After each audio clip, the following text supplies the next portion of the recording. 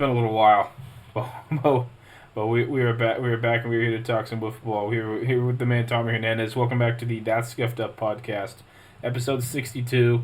After a very long break, we've been very busy for us, and a lot has happened that we're going to get into within these multiple parts of this episode to finish off 2025 and really highlight the end of a very interesting year. So, Tommy, welcome back. It's been we've tried doing this a couple times, and Yeah. some files have accidentally been deleted when we could add another podcast about 2 months ago. But how are you doing? Good. I'm just glad that finals are over with school. That was like a big one that I couldn't really do anything. Like that's why I couldn't do the podcast very much because of finals. But now they're done. It's the winter break. Enjoying it while it lasts, and just glad to relax. Ready to do this. Yeah, get the break from you get the break from school, get the break from Wiffleball as well. Things are kind of this is going all right before Christmas, I hope. So things are slowing down, getting back, and just getting ready for next year, whether it be life stuff or Wiffleball stuff or whatever it is. But we're here to get away from the life stuff a little bit. We're here to mainly focus more on the Wiffleball stuff, and a lot of Wiffleball has happened since since we last met on this podcast. I should say. So we've met in person a lot of times. So uh, yeah, lot has happened leading into this. Last time we one of these podcasts went out, it was actually the like a Uwiffs preview for the team. So that's what this big first part is going to be about on the podcast. Is going to be the breakdown of Uwiffs, how it all went down, how it went down for guys like Tommy. Justin will hop in here as well, and we'll talk about the run of Socal uh, that many people didn't expect, especially to get that as far as we did. So we're gonna get into all of that today. Um, I guess we just start from the beginning with this. We'll start. Well, for you with your first Uwiffs experience. We get to the point we get to the point where we're at the draw and things like that. We're all together. We're both at Dustin's house. What was your kind of anticipation for this level of draw and just the growth of everything in general leading up to this U.S. experience, leading up to the draw. Yeah, I think it was a long time. Well, it's happened, so it's like hard to remember because I think so much has happened since then as well. But we worked really hard. I was very anxious for it. I came off a really good tournament with the Moef Classic. I was I just was feeling really good. We had a very young team, with then also adding Kenny Stengel. So we are like, as a team, we were very excited to play with Kenny Stengel. Very energetic, very hype up. Like was hyping us up, was trying to tell us to like stay confident, like we are gonna do well. Like do not worry, it's just one tournament. Like we're gonna have fun, and it was just a lot of fun. We were very excited as a team. I was very excited. It feels like a long time coming. I've been wanting to go to UF since 2024, and so it was finally. I felt like God finally made it the right time. Like I felt like God made me feel ready, and I felt ready to finally compete at that high level that UF brings. Because there's no other competition like UFs. Like you can play any tournament in your local area. You can play MAW. You can play a BLW tournament. Nothing compares to UFs. UFs is the biggest tournament. Yeah, it's the biggest tournament. Is where biggest tournament in the world. It's often the one that you got to prove yourself to people, and where people take more seriously and things of that.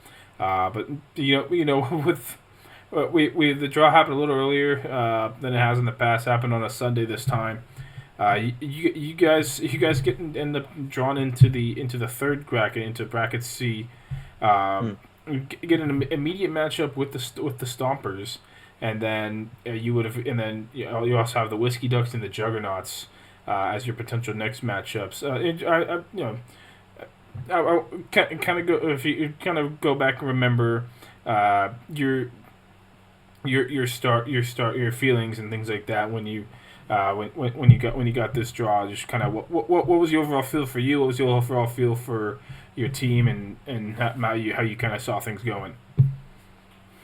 Well, we like for us like when we got the Stompers, we first were like, all right, that's like it wasn't like a very like oh easy win like that's a great start. It was like a very it was honestly reason why we liked the Stompers so much was because the Stompers was a good starting point for us to show what we can do. Like Stompers is not an easy team. Stompers is really good. They have Bryce Clark. They had Colin Prentice who threw against us. We were actually kind of shocked they threw Colin Prentice. Like we that means we felt very respected. Like that's like one of their best pitchers. That's one of their two aces going out already against us, and we were just very excited. Kenny was it was very nice to have Kenny because Kenny's a very calming presence, like very energetic, but also because he's been there before, has played the big games, has gone through the bracket system in many different ways. Like he's gone 2-0, he's gone 0, or he's gone 1-2. Like he's done it many different many different times.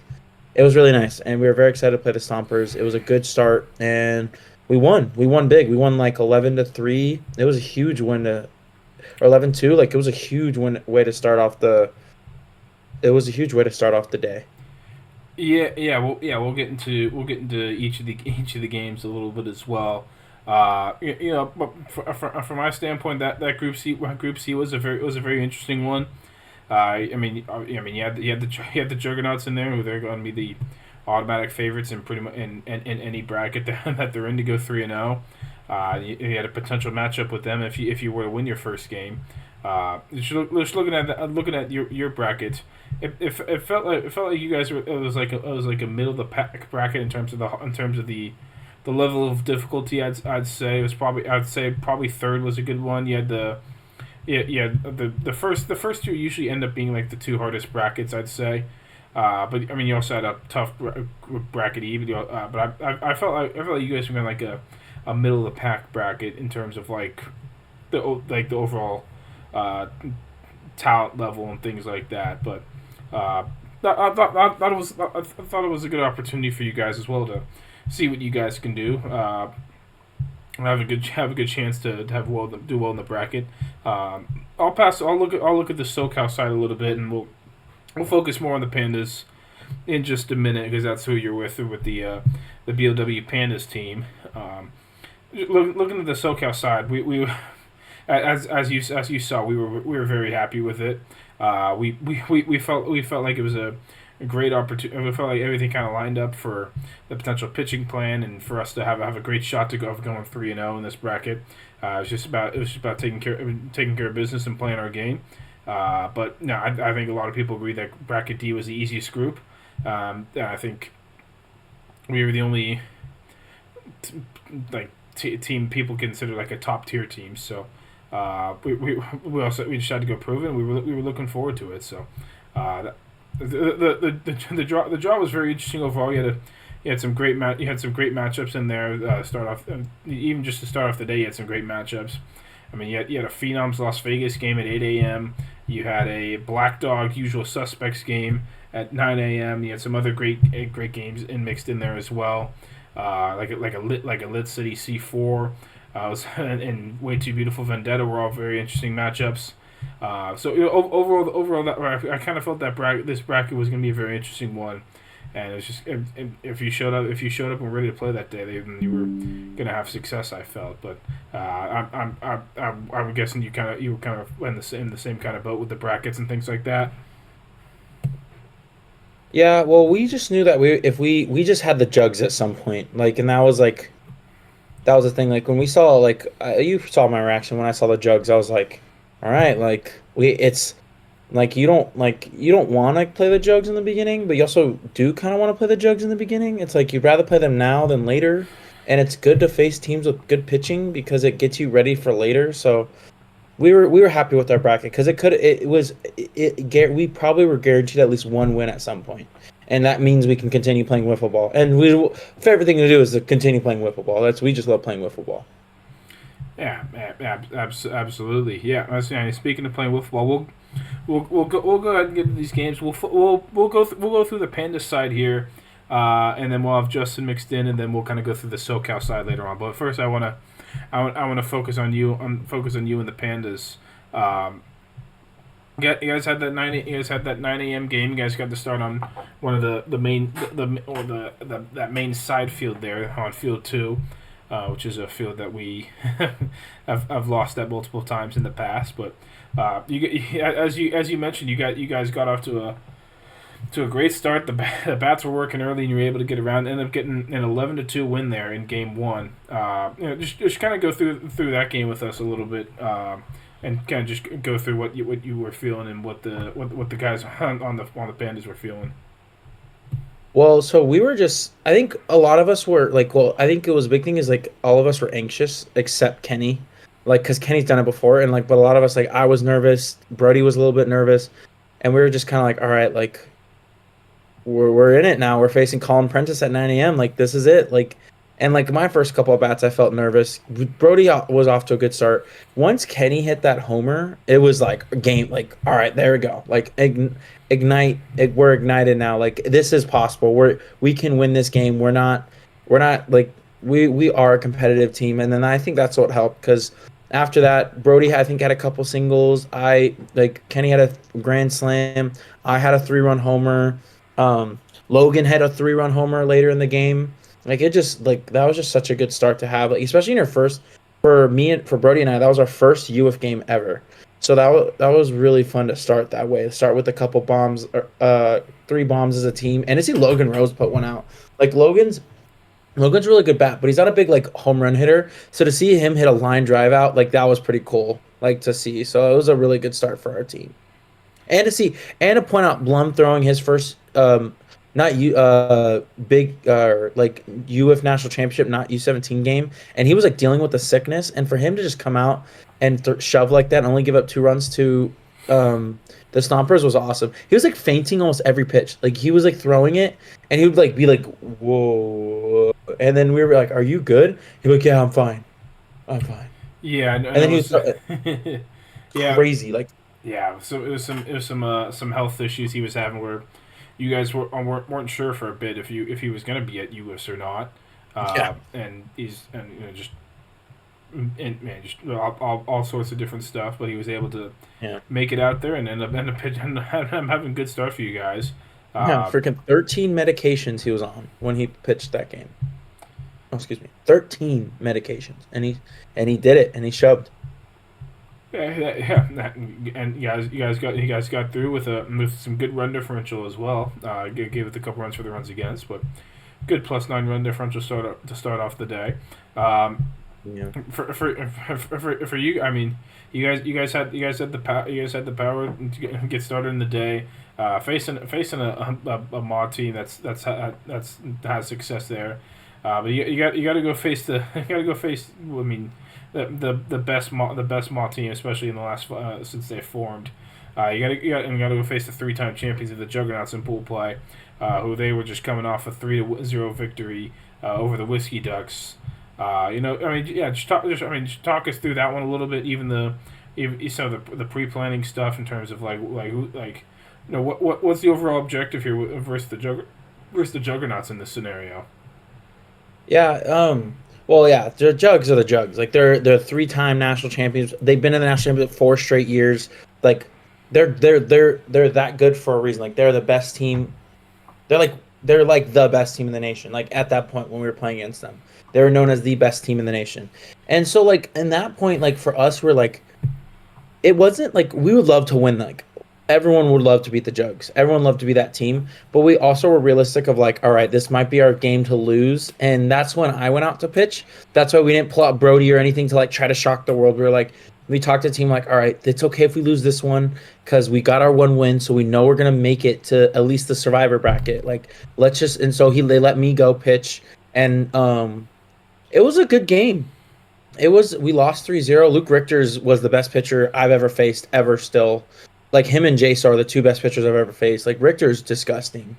And it was still a really good game. We lost, I think, 3-0. I threw a really good game for facing that good of a lineup. I think I struck every batter they had in their lineup at least once, which is really cool to say that I struck out some of the best hitters in the world. But it was like a really cool, like moment of like, all right, like, we're not one of those teams that are just going to get absolutely railed by a good team. Like, we're still competitive enough that even we can compete with, like, the Jugs in a game. It wasn't like oh, like it wasn't like, oh crap, like we got beat 10-0, we don't even belong here. We felt like we belonged after that game, and actually was a nice confidence booster. Definitely wasn't for our bats though. There's a couple like I was struggling to hit, Brody was struggling, Kenny was struggling in that game. Logan had a couple good swings, but Tim McGilrath made diving plays. So Tim McGilrath did Tim McGilrath things, but it was not a bad game to have in that moment. It was a really good, it was kind of like a confidence of like we do belong in this tournament and to play at this level. Yeah, absolutely. I'm just looking through some of the stats here as well. For you 4 innings pitched, 5 runs given up. That's one of the nice things about this year's tournament was having the stats be as readily available and still able to access it like this.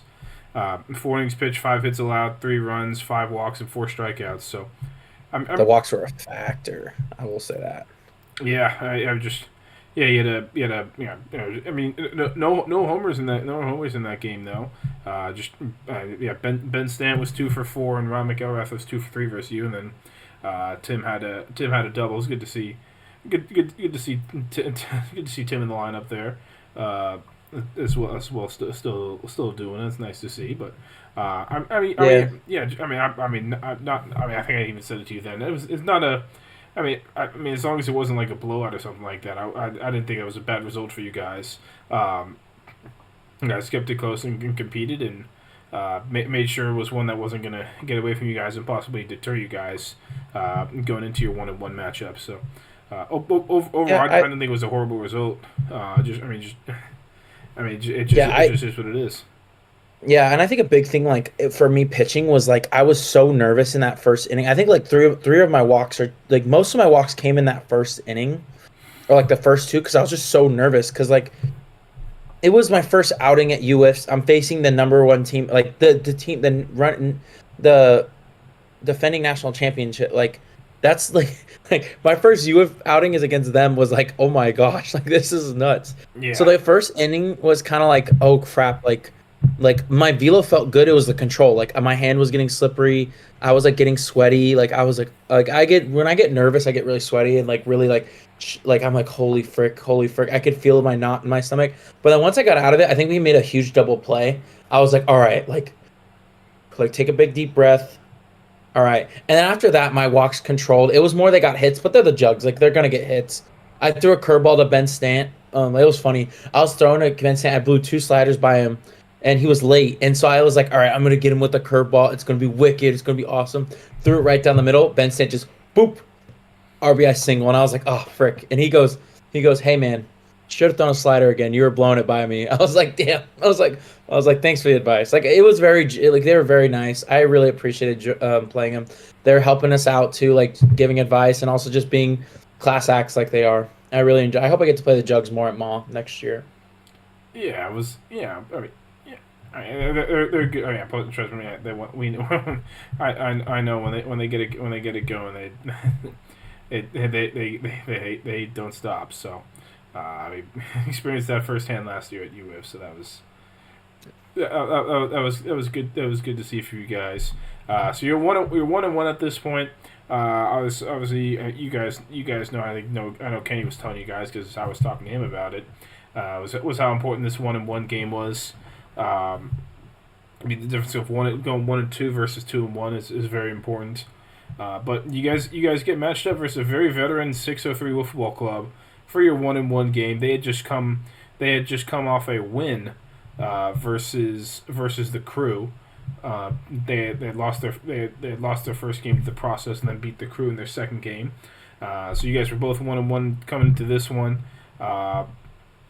You guys decided to go with Brody for this one, trying to secure that 2-1.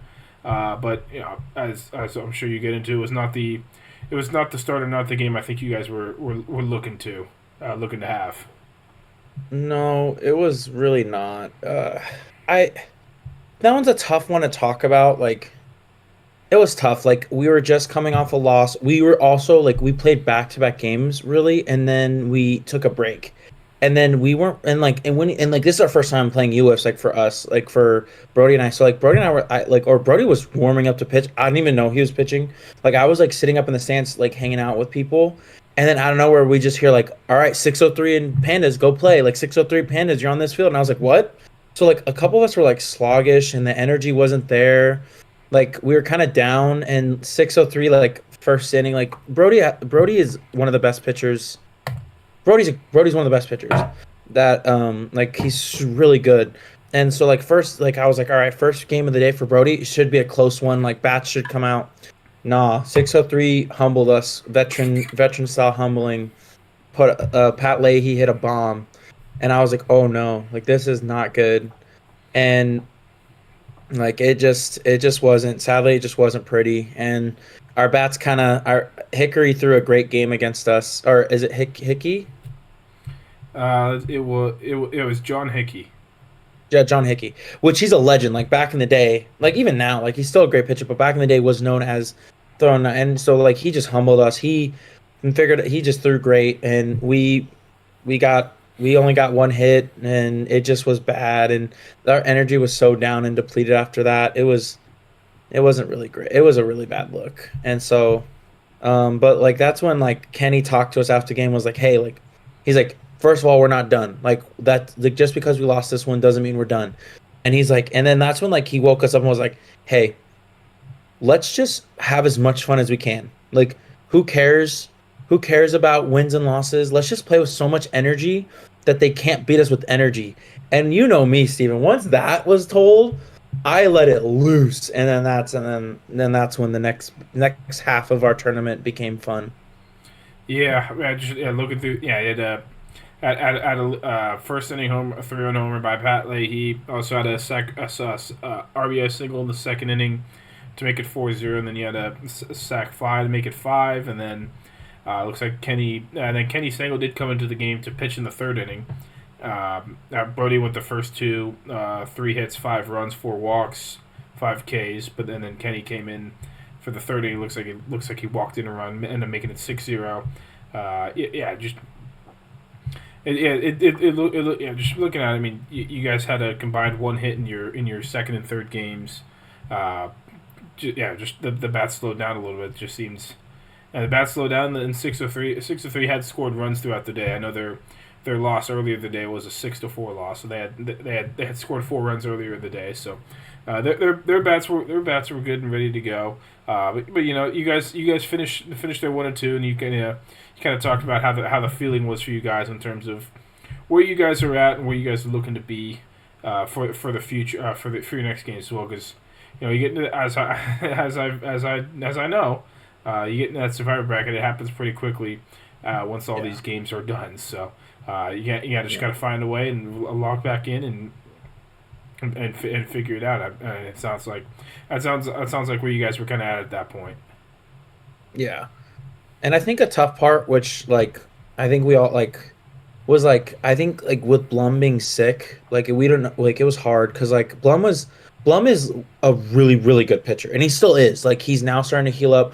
Blum is a really really good pitcher, and like with him being sick, we just didn't know how much he could go. So after the Stompers game, like you saw him, Steven, like it was scary. Like we didn't know what, like it was really scary. And so like I think that affected our pitching rhythm too as well. Like we didn't know, like getting Brody thrown that early was like, oh, like okay, like because that game was important against 603. And so I think our rhythm with like Blum being sick like was a little thrown off with that.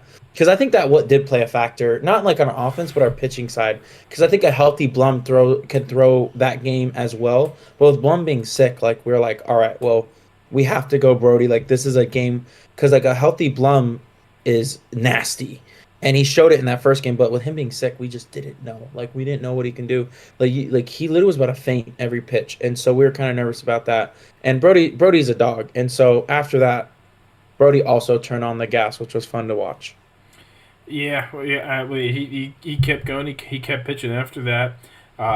You guys for your first, you guys end up with as the 8th seed in the survivor bracket.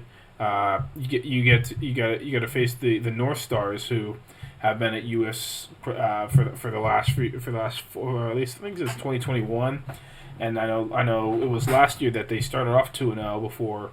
I know it's 2 years ago. They started off 2-0 after not having a win at that point through the US. But You guys get the North Stars, and then if you win that game, you got to go play the one team in the survivor bracket that's got to bye in the Flamingos. Mingus. Yeah, We so- wanted that one too. Yeah, but yeah, I'm.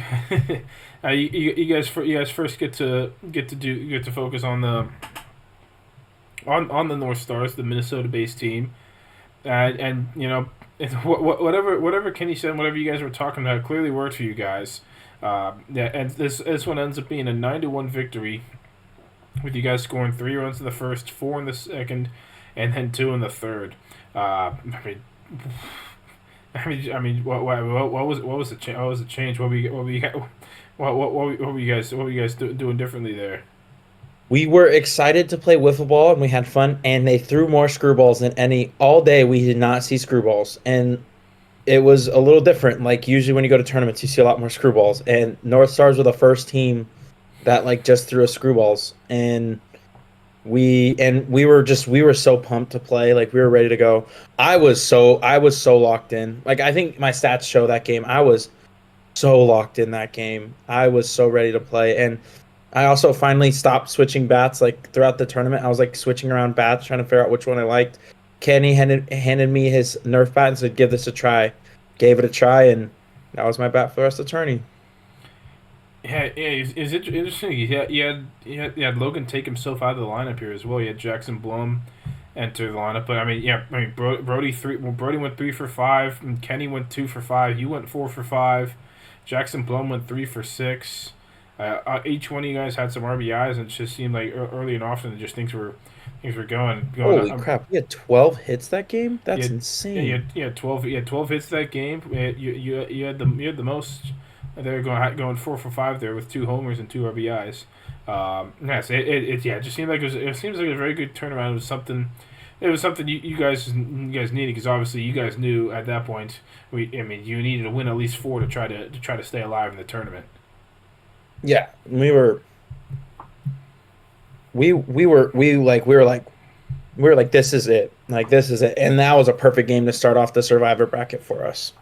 Yeah, Perfect game. Absolutely, yeah. Brody started it through 2 innings, allowed 1 hit, one walk, and 6 strikeouts, and then you came in to finish off the last 2 innings. Which, I gave up a freaking bomb, bro. Like, dude, in the homer. Okay, not discrediting the homer. It was a great swing. Like, I threw it, and I was like, all right, got him. And he just is so late. He just like literally just gets his hands to it. Like he was super late. Just throws his barrel at it, and it just goes right by the foul pole. And right to the left of the foul pole. He had an oppo homer right down the line, and it was like a shot. And I was like, what the? And I was like, all right, well, I was like, luckily we're up 9-0. Like now we're down 9-1, or now we're up 9-1. I was like, thank the Lord, it's not a close game. Well, like holy frick! That's the nice part about the bats is with how light they are. You can just kind of throw your hands at stuff at times and make it work. It is what it is. And I think he also got a hit later off of me. Like I think like Brody gave up 1 hit, but like that was no dig. I think it was like a single up the middle, like a ground ball single. No, I think that guy had a like that off me, and then he hit like a double or something off me. Like he smoked another. I was like, oh my gosh, this one guy can't get out. I can't get out. This guy was locked in on me. Yep, it is what it is. You guys get the win though. You guys advance on the next round of Survivor bracket, where you take on the Verona Wiffleball League Flamingos, led by a guy who played with us last year at Uwiffs, and Jeremy Adams. Also had Preston Colm, who has played with us with Socal and plays with us in the Flamingos and things like that. So some familiarity there for between you guys, but.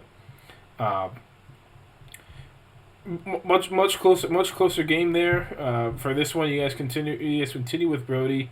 Not sure what's up with your batting order. Your batting order looks very different, or very backwards. I'm not sure what it is, because it says Logan led off, but this I don't know what this is. This has got to be wrong, because we didn't change our batting order. Like the Brody led off for sure, and I think it was Brody, Kenny, me, and then Logan. I think Blum started, and then Logan came in. We'll ignore that part, but just kind of take us through this game here. You guys just came off the scoring 9 runs in the previous game. Now you get a team that's had a little bit of a break. Just kind of walk us through this one. We wanted this one. Well, and I think like a big one too was Logan. Like Logan really wanted to win this game from U17 past. The Flamingos have beat them quite a bit, and they've had choice words before against each other. And so like Logan like told us like he was like, "Hey, like I really want to win this game. And I think that's why he like put himself in or like I don't know, I don't remember, but he got a huge hit. Like he was like, "I really want this game, guys. Like let's go win this game and let's go move on." Like Logan was really fired up. And so I honestly don't remember getting a hit in this game, but I guess I got a hit saying the stats, so cool. I thought I did terrible this game, but I got a hit. Sick. Um but it was Kenny hit a nuke. Oh dude, I remember. So Kenny hit a bomb, and then like after he hit a bomb, he's just like, "Well, I guess I made a new son today." And he's like, "I'm never gonna let Jeremy Adams down." Like that's he every time he hits a homer off a pitcher, he goes like, "That's my son now," and he's like, "I own him," and for sure, and he owns Jeremy Adams. Like dude hit a nuke, and so that was like really firing. Like that fired us up. Like he hit a bomb in the second inning off Jeremy, and then they switched to Preston, and then They rally a run off Preston. We rally a run, which I think it was a Logan got a hit, and then Brody hit a double, or it was like vice versa. I think Logan hit a double, Brody hit a single, and like it was huge. Like that was like a really big moment. Brody was shut out. Like Brody was unhittable that game. That lefty screwball man, hard to face, and he was dialing it in. It was awesome. It was a really cool ride.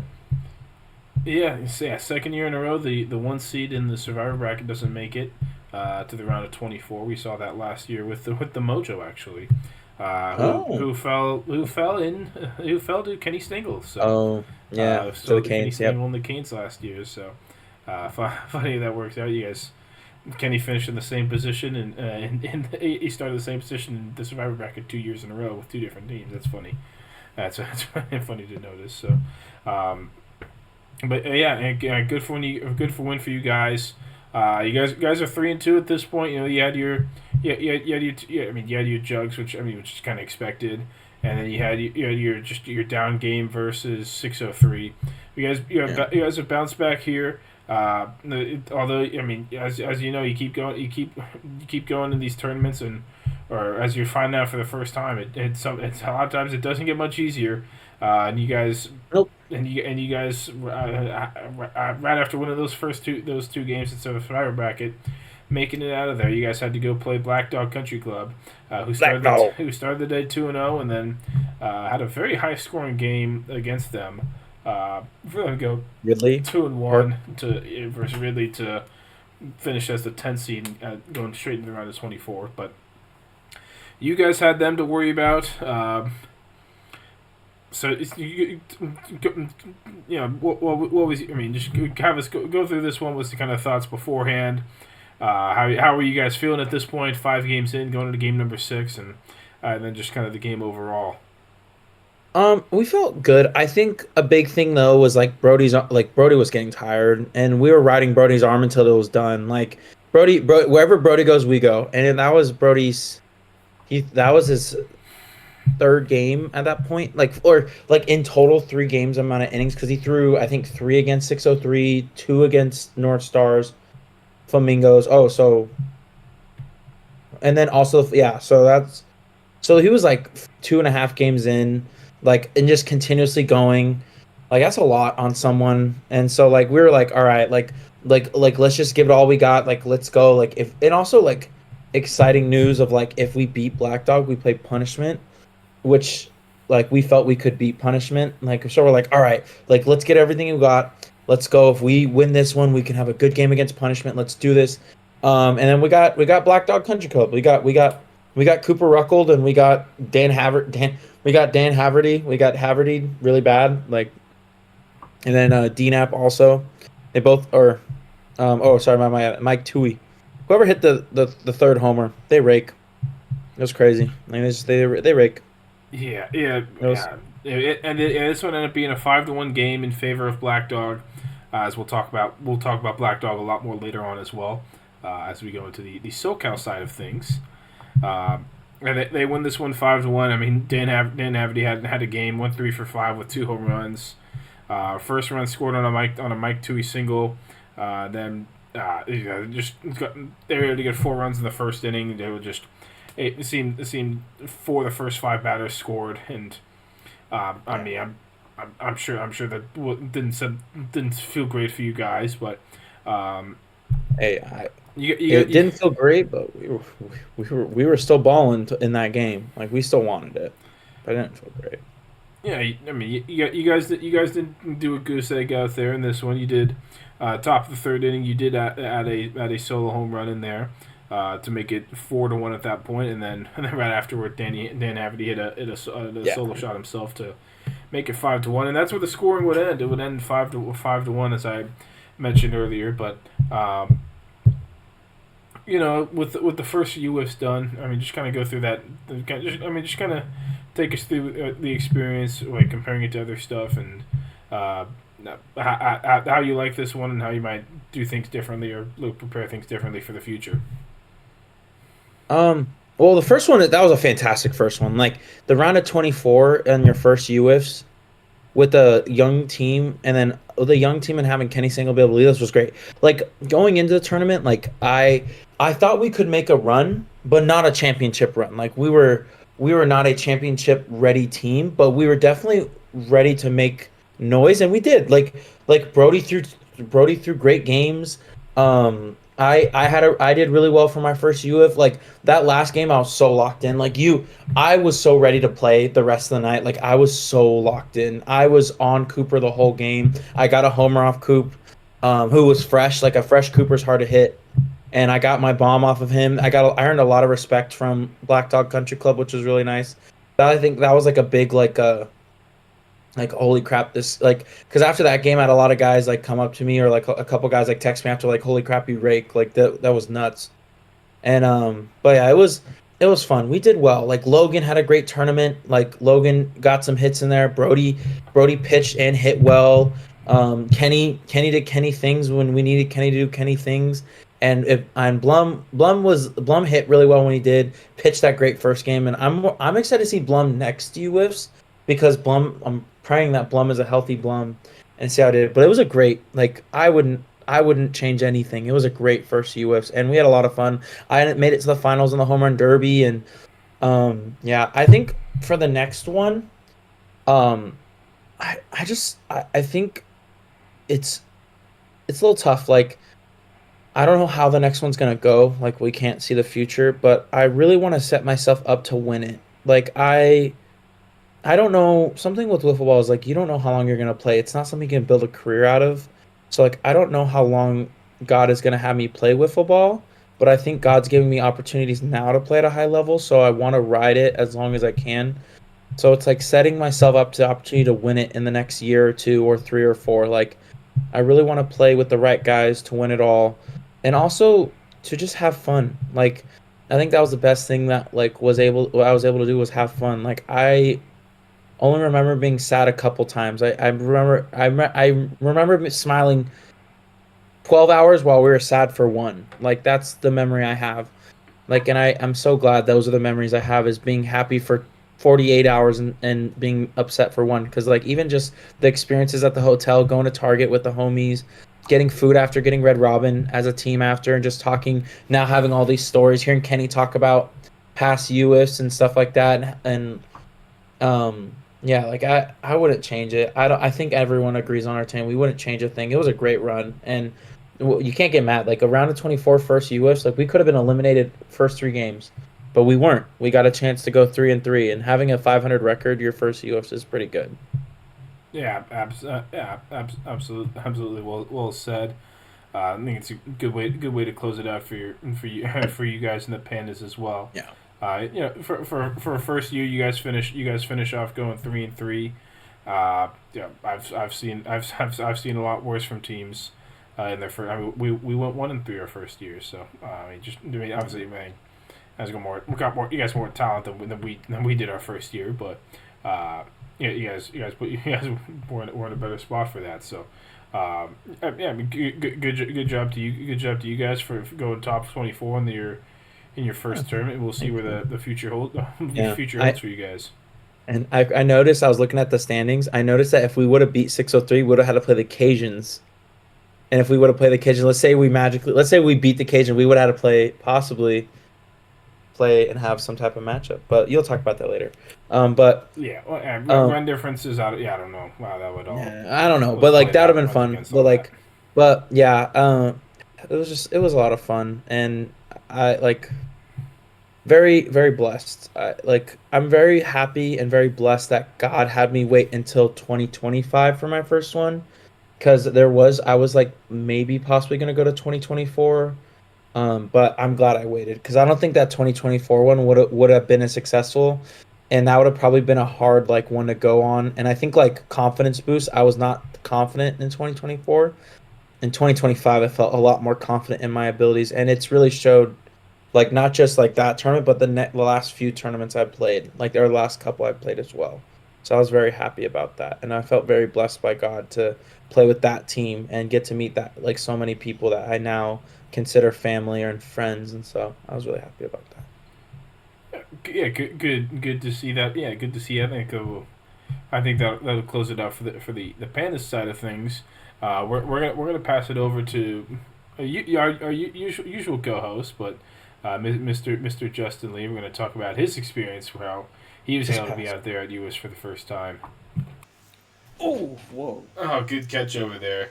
From now look a little different from what we had before, but as I just mentioned, no, want to get into Justin Lee's side of things. Life is busy, and that's why part of why the podcast has been gone for so long. But we want to make sure we got Mr. Justin Lee on here. We're talking about Uwiffs, and you were out there with us, so I want to make sure you got on. So welcome back, Justin. It's good to have you back. hmm Yeah, good to be here. Um, yeah, it was. I mean, I don't know if you want me to just kick it off by talking about it a little bit, but it was a fun experience. It's something that has been in the works for about 2 years, and finally, in the third year, we were able to get out there and be a part of the team in a way that's not playing it, but be a part of it where I can be on the creative side, which is something that I enjoy a lot, and I think it was a big success. So, yeah, glad to be here and do this like old times. Yeah, you're in the the interviewee side this time instead of the normal co-host role. hmm So just go through some stuff. You mentioned a little bit. It was able to happen this year where you were able to go out and and be our cameraman, which was something I've something I've wanted for a while. Especially not having a camera guy last year was a little rough for me trying to figure stuff out. But what was it like? Just kind of prepping for this trip. Just getting everything ready, and just making sure you're able to do this before actually heading out there.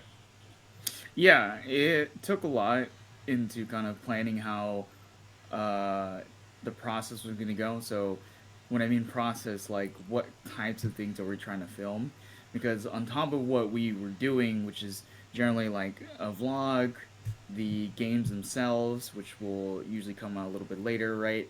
And then kind of maybe the BTS side of it, which was taking pictures and making sure that the guys at least have some kind of content that they can share and post and have that in their back pocket because everybody nowadays, and I mean every single like athletic program that I know, always has kind of extra stuff for their athletes so they can post it on their social media and share like what makes them so special and show them like the kind of fun and what kind of professional stuff that they're doing. So I wanted to actually have that aspect of it. But the big thing for me was also trying to manage making this project for myself, which is a documentary about the whole experience with the Uwiffs teams and in particular you guys, the Socal Wiffleball team, and trying to turn that into something where you guys started this journey 2 years ago, build it up to what it is now, and show off what it did, and kind of went more than it kind of went farther than I think a lot of people expected, which is perfect for the story, by the way. So it worked out on that part, but preparing for it was trying to figure out what I needed in general. So the big one was the cameras, figuring out where Dustin usually likes to have them, when he shoots the videos, and then where can I be in the moment to kind of capture everything where everyone's, because there's, you know, for us especially, like we had to figure out, you know, you, me, and Dustin, we all came at the same time, right? But it was also Pause. trying to figure out, you know, when Connor, yeah, when Connor J. So when Sawyer Bien and when Jackson Pearson were going to show up, and trying to get those to kind of work together on the first day when everybody's trying to arrive. So that process was another big task to kind of handle at the same time. Yeah, I mean, there's a lot. I mean, there was a lot that. Obviously, you know, the player side we got a lot to go through, but you know, with the camera side, you got a lot of underrated stuff or some or like overlooked stuff to be able to go through and make sure you understand how stuff works, and then some of it with being Dustin's equipment, just figuring how it's going to be used and all that. And I think you guys did a great job in figuring that out beforehand. You know, this was your first time traveling out for Wiffleball. We've had some stuff locally, but I think it's your first time out of the state for Wiffleball events. You know, how'd you kind of find that? And how'd you kind of find that and like that in terms of, you know, just having to be on a flight, getting to the airport very late, and just going through the day and just getting the process of flying and needing a rental car to get around. Yeah, I mean, I've gone on trips where we, you know, go to places where you need a rental car, so that part was like, you know, a Yeah. little bit familiar, but I think the big thing was, you know, just traveling out there and gaining a new experience. I love this. Is the reason why I love doing this type of stuff when it comes to the sports, is being able to go travel and see new things. And wiffle ball is definitely a different type of experience that a lot of people can't say they've experienced. So just to even say that I'm going to US was one thing, but being there is another. So being a part of the team in some way and being able to go out on that flight was honestly super surreal. And I learned a few things about the boys, which You know, I can't say for the record right now. Actually, that'd be very nice. You know, a lot. I mean, you obviously you knew me and Dustin from around, but you know, Mm. we're getting on the trip, and you're be living with some guys you never. I mean, you've probably seen in videos, but you never met in person. Just a little bit of talking to here and there. You know, what was that kind of experience? You know, getting adjusted to being around the Socal team, uh, and uh, and, and and just kind of getting there before meeting everyone else, just kind of being with that SoCal group. Yeah, it was a, you know, obviously because I hang out with you and Dustin a lot, I already kind of got a bit of a clue about what the others would be like, and when I meet them and just kind of see what their vibe is like. So I kind of had a little bit of a glimpse beforehand to kind of prepare myself for when that happened, which by the way was not exactly what I was expecting at all. For example, like when we met B and I thought I was gonna be meeting, you know, some kind of stuck up dude or something like that, but turned out the guy is actually pretty chill. So that kind of worked out. Minus the other stuff, the little sus stuff that comes up every once in a while. But I think that's just Sawyer's personality. So don't stop being you, Sawyer. It's the fun part. And even with the rest of the group, like Jackson Pearson, very chill guy. Jaso, extremely chill guy, laid back. Um, I think the big thing was the fact that actually, and this is not what I was expecting, but this group, even with Connor Jaso, kind of really messed very well. And I think that was the big surprising part to me because I thought, when I say mesh well, I mean, you could have a few guys that like say, yeah, I'm cool with this, I'm cool with that, but there's another part to it when it becomes, hey, how are you feeling in this moment? And I want your actual emotions and thoughts about how you're feeling. And I think it kind of really was well put together. And I think that's another thing in my eyes as somebody who's trying to put together a documentary like this is actually a really nice thing to have to show to people the type of dynamics you get. So the mix of dynamics there with the team was very interesting to kind of be able to capture and see in my own eyes what everyone is like. So I think everyone was actually very, very cool about it. Yeah, you'll be able to see a lot more of the dynamics when some of these interviews and other things come out and things like that. For me, I was very interested to see how you were gonna be able to fit in. But I mean, it took a couple took one conversation in the car ride, and things started start getting going good with everyone was liking you and was a big fan of you to be able to get all those clips and photos and stuff like that. That was very nice to have. But so you met some of us so far. At this point, we get to the house, we get relaxed for a little bit, then we head out to the field for Friday night, and this is the chance to really to meet everyone. I know. Just give me some of your first impressions. Walking into the Friday night fan fest, and then just walking in, being surrounded by a whole bunch of Wiffleball talent. Maybe you've seen on videos, or maybe you haven't, or you just heard about. And just give me some of your thoughts for Friday night. Yeah. It started off with me following Dustin for the first part of it because we dropped him off first, so everyone else could kind of park, and everyone else was still trying to get to see him. So I think it was the three of us that kind of got there a bit first, and I think Sawyer had something else going on at the same time. So I'm sure you guys have gone through the context part of that, but it was pretty much just me with Dustin, and just from that behind the scenes perspective, you could tell that this guy already had a presence just being there with everybody, and then me behind the camera just looking at all the other guys and thinking, wow, these are literally like professional wiffle ball players that he's talking to. And he just walked in there like he's been there every single other Monday, Friday, like Saturday, whatever. Exactly, yeah. And I was like, wow, this guy doesn't care. There's no status. It's just pretty much, hey, I'm your friend. He's my friend. We're buddies. We hang out every other Sunday or something like that. So it was pretty cool. And he did help introduce a few guys to me. I think the big one for me was actually seeing a lot of the MLW guys there, because when you first hear about it, especially when in the early days, in this podcast too, by the way, like we always talked about the MLW guys, how special they are, what kind of personalities are. And it's always like this other outer picture, like there's a narrative that they're just super serious. Like there's these professional baseball players, but it's like they're also just regular people. So you kind of get to see the wacky side of what they talk about and how they react to everybody else. So it was fun because it kind of made it more laid back, and it felt like a lot less pressure to try to talk to every single person. So that definitely helped a lot at the beginning. And they're all very cool. I met Kyle Schultz for the first time. That was awesome. Jimmy Norp I got to say hi to. Robles was another person I saw there. And then when the others arrived, like Pearson and Sawyer and Jaso, it was almost just like they hadn't seen these guys since a month ago. It was like they just got off the ship and started celebrating that they're back together kind of thing. And it was like, no, it's so surreal just even seeing that.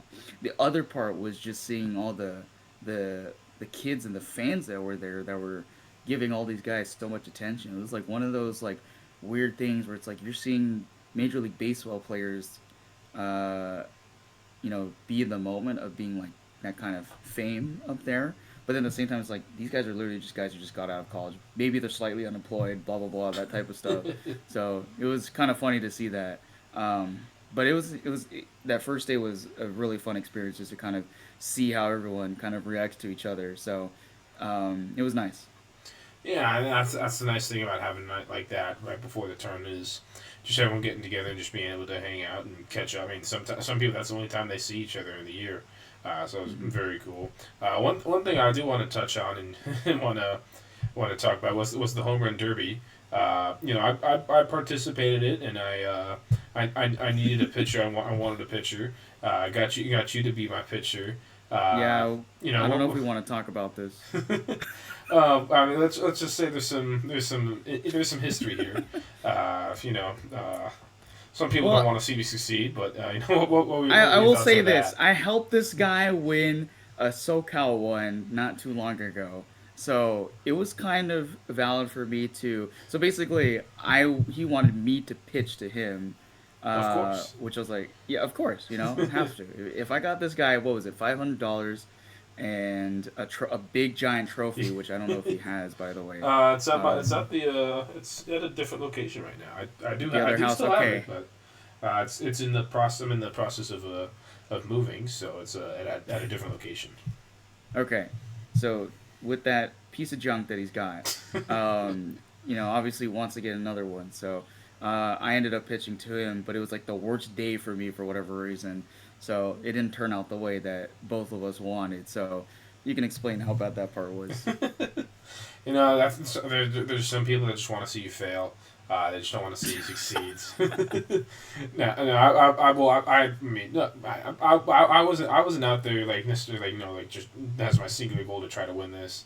A big part did it because I just wanted to test out a specific bat, and let's just say it's a very big fan. If I had some free cash laying around, I'd probably go buy it, but I don't have that kind of free cash laying around without some question marks being asked about the finances. But I never know how many more chances you're gonna get to have something like this. I mean, we've played Wiffleball together for probably the longest out of anyone I've played Wiffleball with. So if this was the one chance, I want to make sure it was gonna happen with you out there, and we can get you practicing at some point to just flick the ball up, just nice and easy.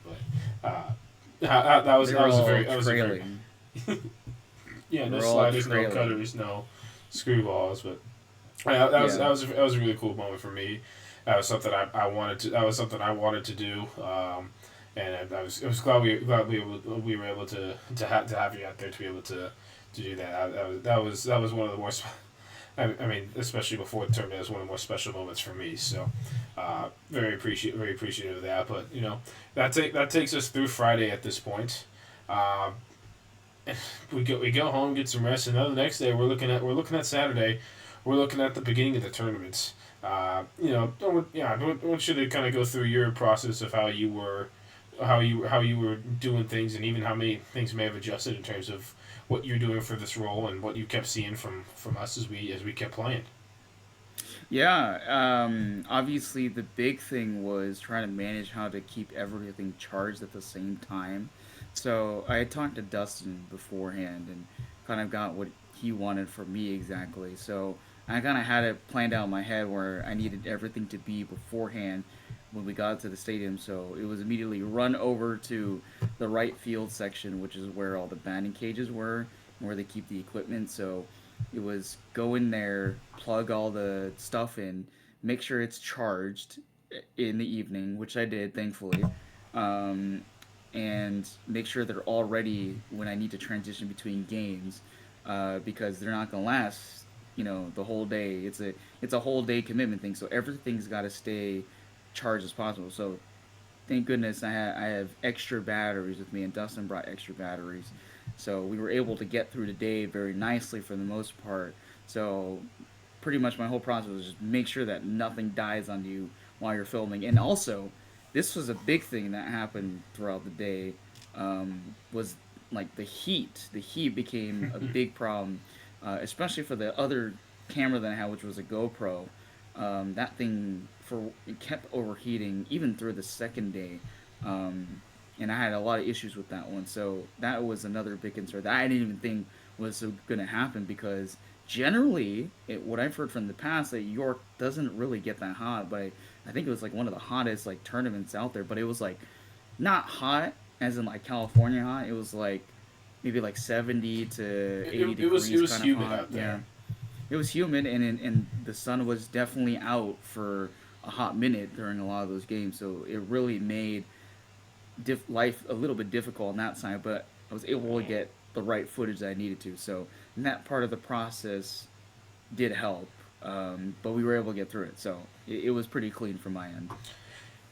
Yeah, I mean, that was definitely one of the. Well, I'd say that's probably one of the nicer weather tournaments we've had. I mean, and it's a little harder than people were expecting. We've had times we went 2 years ago. It was 50 degrees and raining. It was just like it wasn't very fun to start off at 8 a.m. with that going on. But when you talked about needing batteries and just replacing stuff.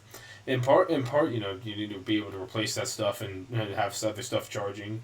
Because if the games keep going on, if we keep playing games, as we kept going through that tournament, we kept obviously you got a job had your job to do, but you're also watching us play. What was that kind of feeling, just seeing us kind of advance through on Saturday and even continuing on through Sunday as well.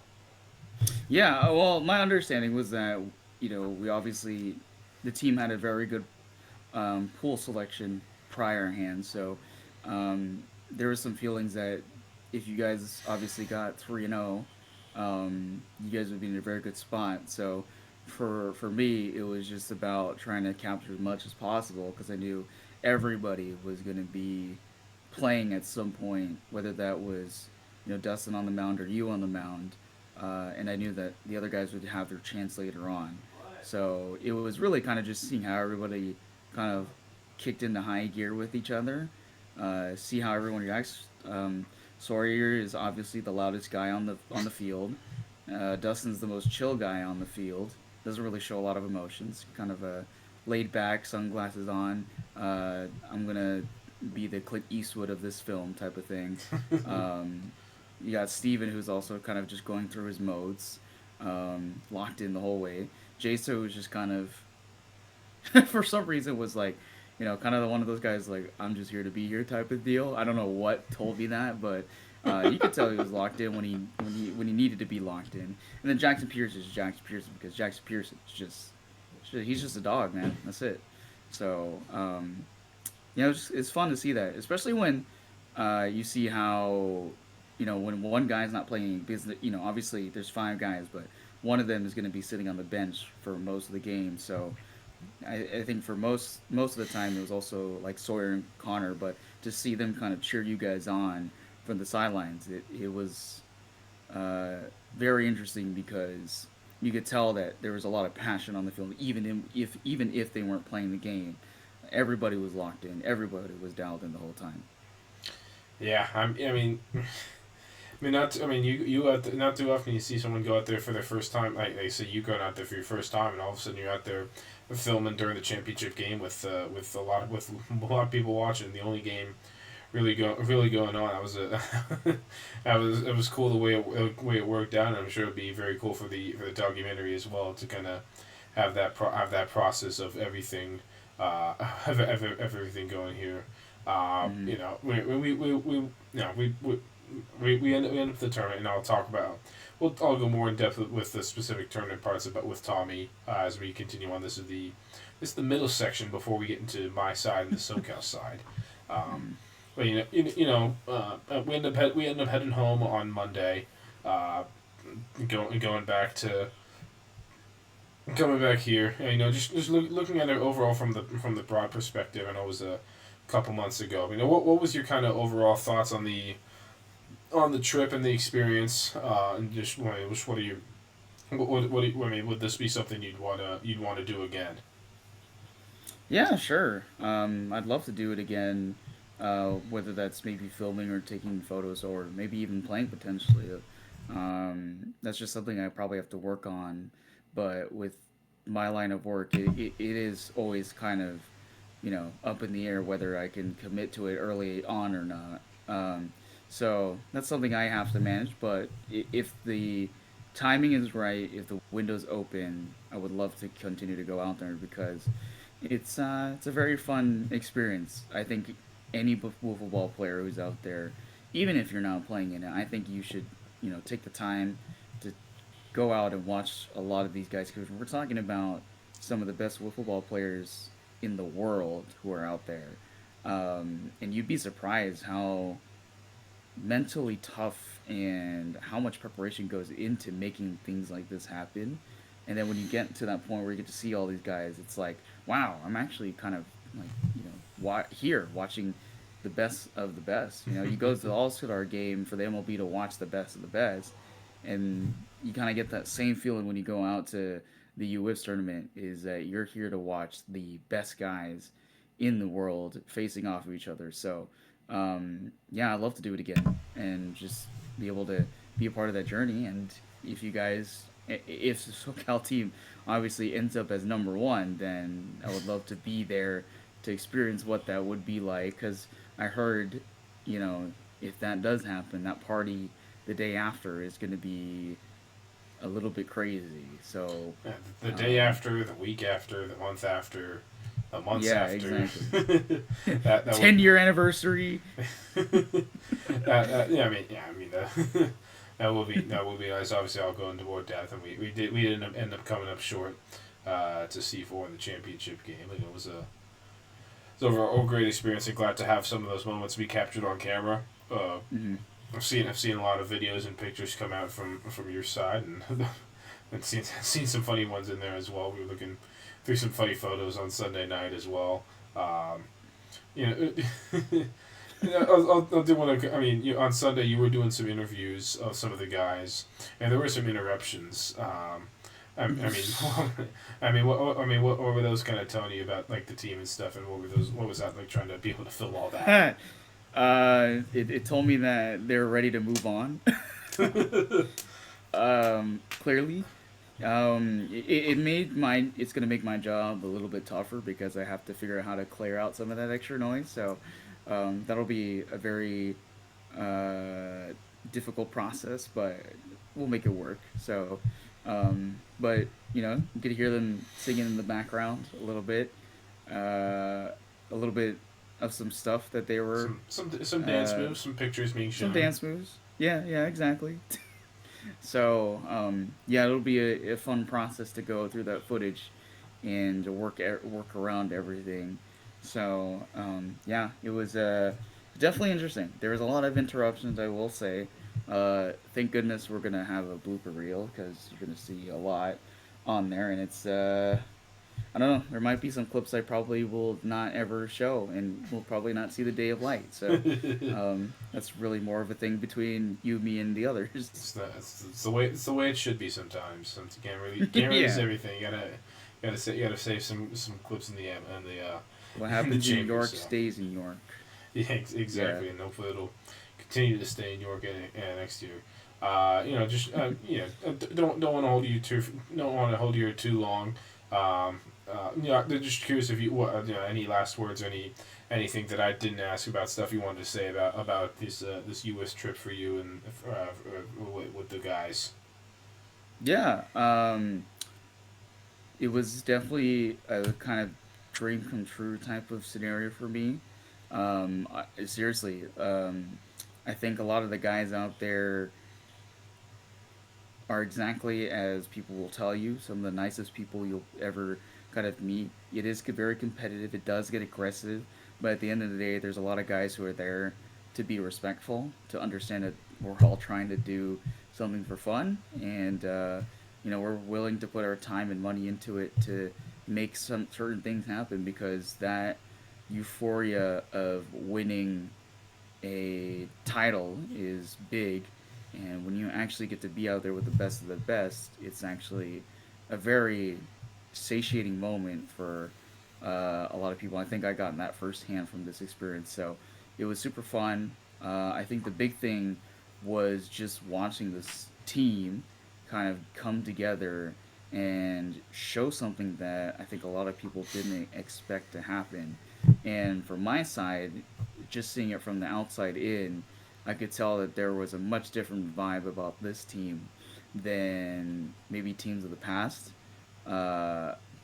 It just never seemed like there was a problem between most of everybody. Everyone was always part of the plan, agreed to everything that was there, and we're in there 100%. Nobody fought with each other. Nobody tried to change the game plan last minute. It kind of just stuck to the theme of this is SoCal Wiffleball, and I think they certainly showed that a lot of people that this is who they are, and they're here to stay for a while.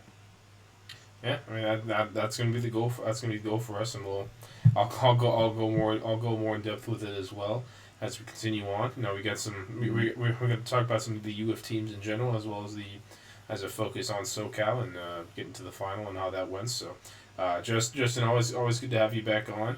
Hopefully we can get some more time in our schedules to get a co-host appearance, but for now, this will be good enough. So. Appreciate having you back on. Thank you. Appreciate it. We'll send it back to Steven and Tommy to continue the Uwiffs discussion. Alrighty, thank you. Always good to hear from Justin Lee. I know he was unable to be there with the big stuff like this, and like the long stuff, I should say, not the big stuff, but I wanted to get his insight as well. It was I will say from my perspective, it was very nice to have him, especially just to help with that camera setup and things like that. Because trying to do that last year was a bit of a mess for me, especially for trying to do that game one versus C4. Was not ideal to say the least, but having him out there was huge, and I'm glad he meshed along well with everyone, and was enjoyed by everyone, especially by Sawyer. We won't go too much into that, but he was very enjoyed by Sawyer, and it was as I mentioned, it was very cool to have him pitching in the home run derby. To me, that was something I wanted, and something, and it may never happen again, but it was something to. Aww. That's my guy. If I got a team. Steven Hayden threw to me. That meant that to me too.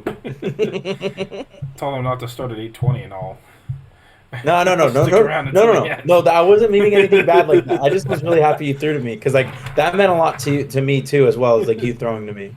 Because you could have told me no. You almost had Justin Lee throw to you. I was if there was a situation where I had to pick up Jaso from the airport, but no, true. But you made it. I was able to do it. All worked out. But we've gone over through the Pandas side with Tommy and how things have went. Yeah, a lot of interesting results throughout this bracket and throughout how things played in general. Some different stuff to how people may have thought it was going to go. I'll look at some of the positives first in terms of teams, or like teams that did maybe better than initially expected or predicted by people.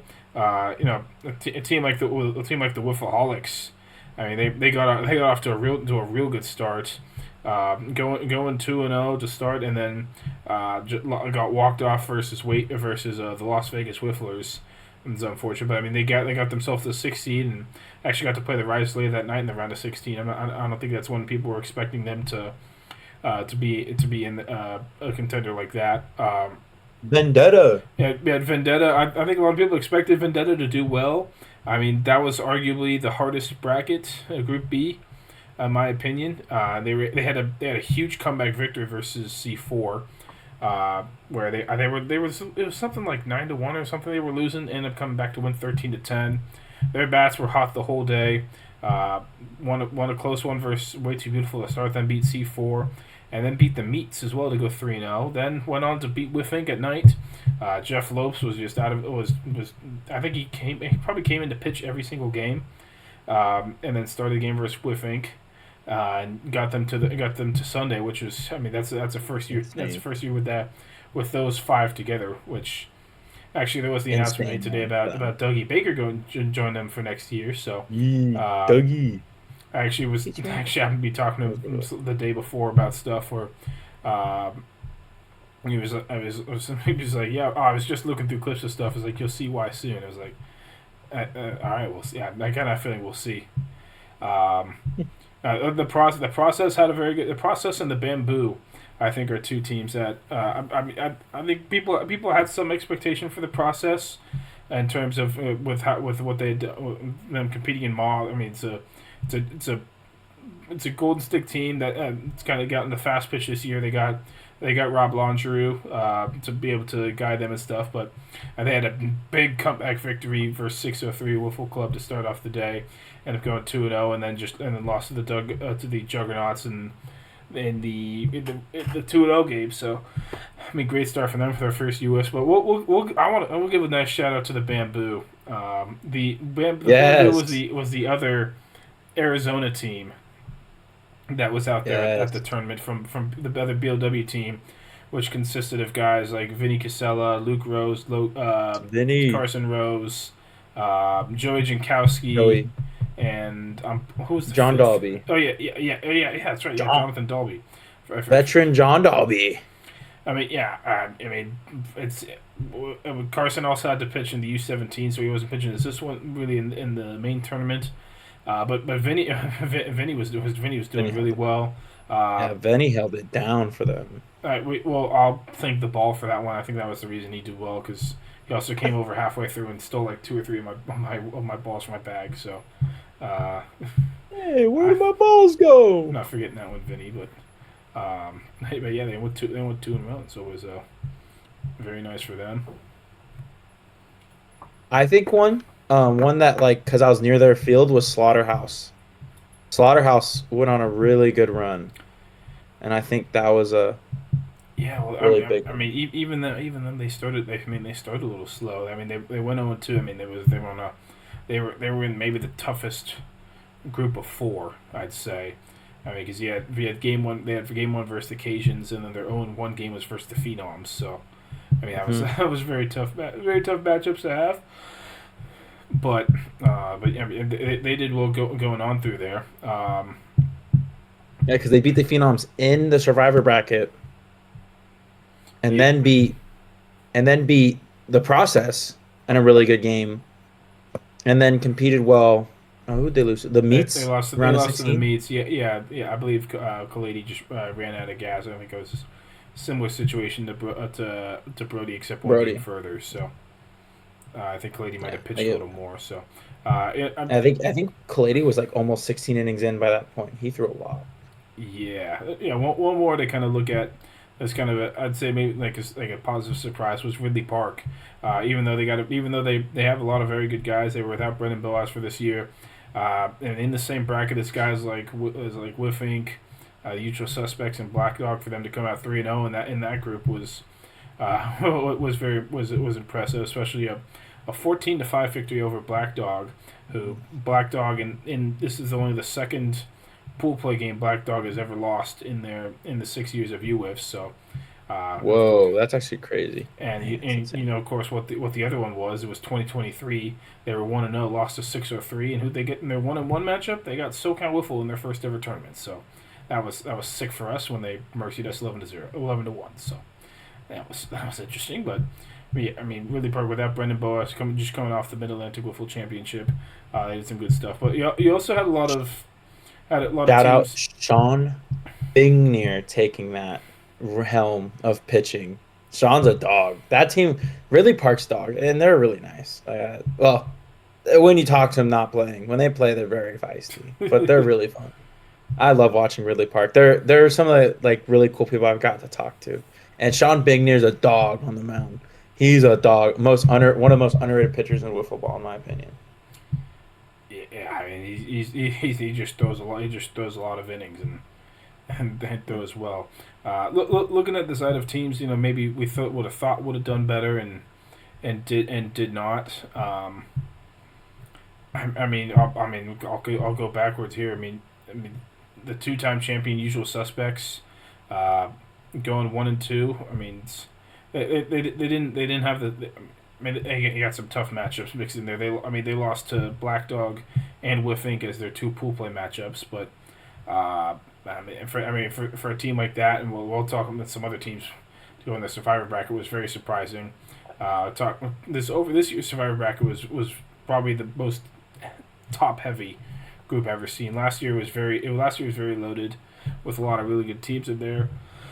I think this year was very top loaded in terms of that. We saw Whiff Inc. not make it to Sunday for the first time, and I don't remember how long.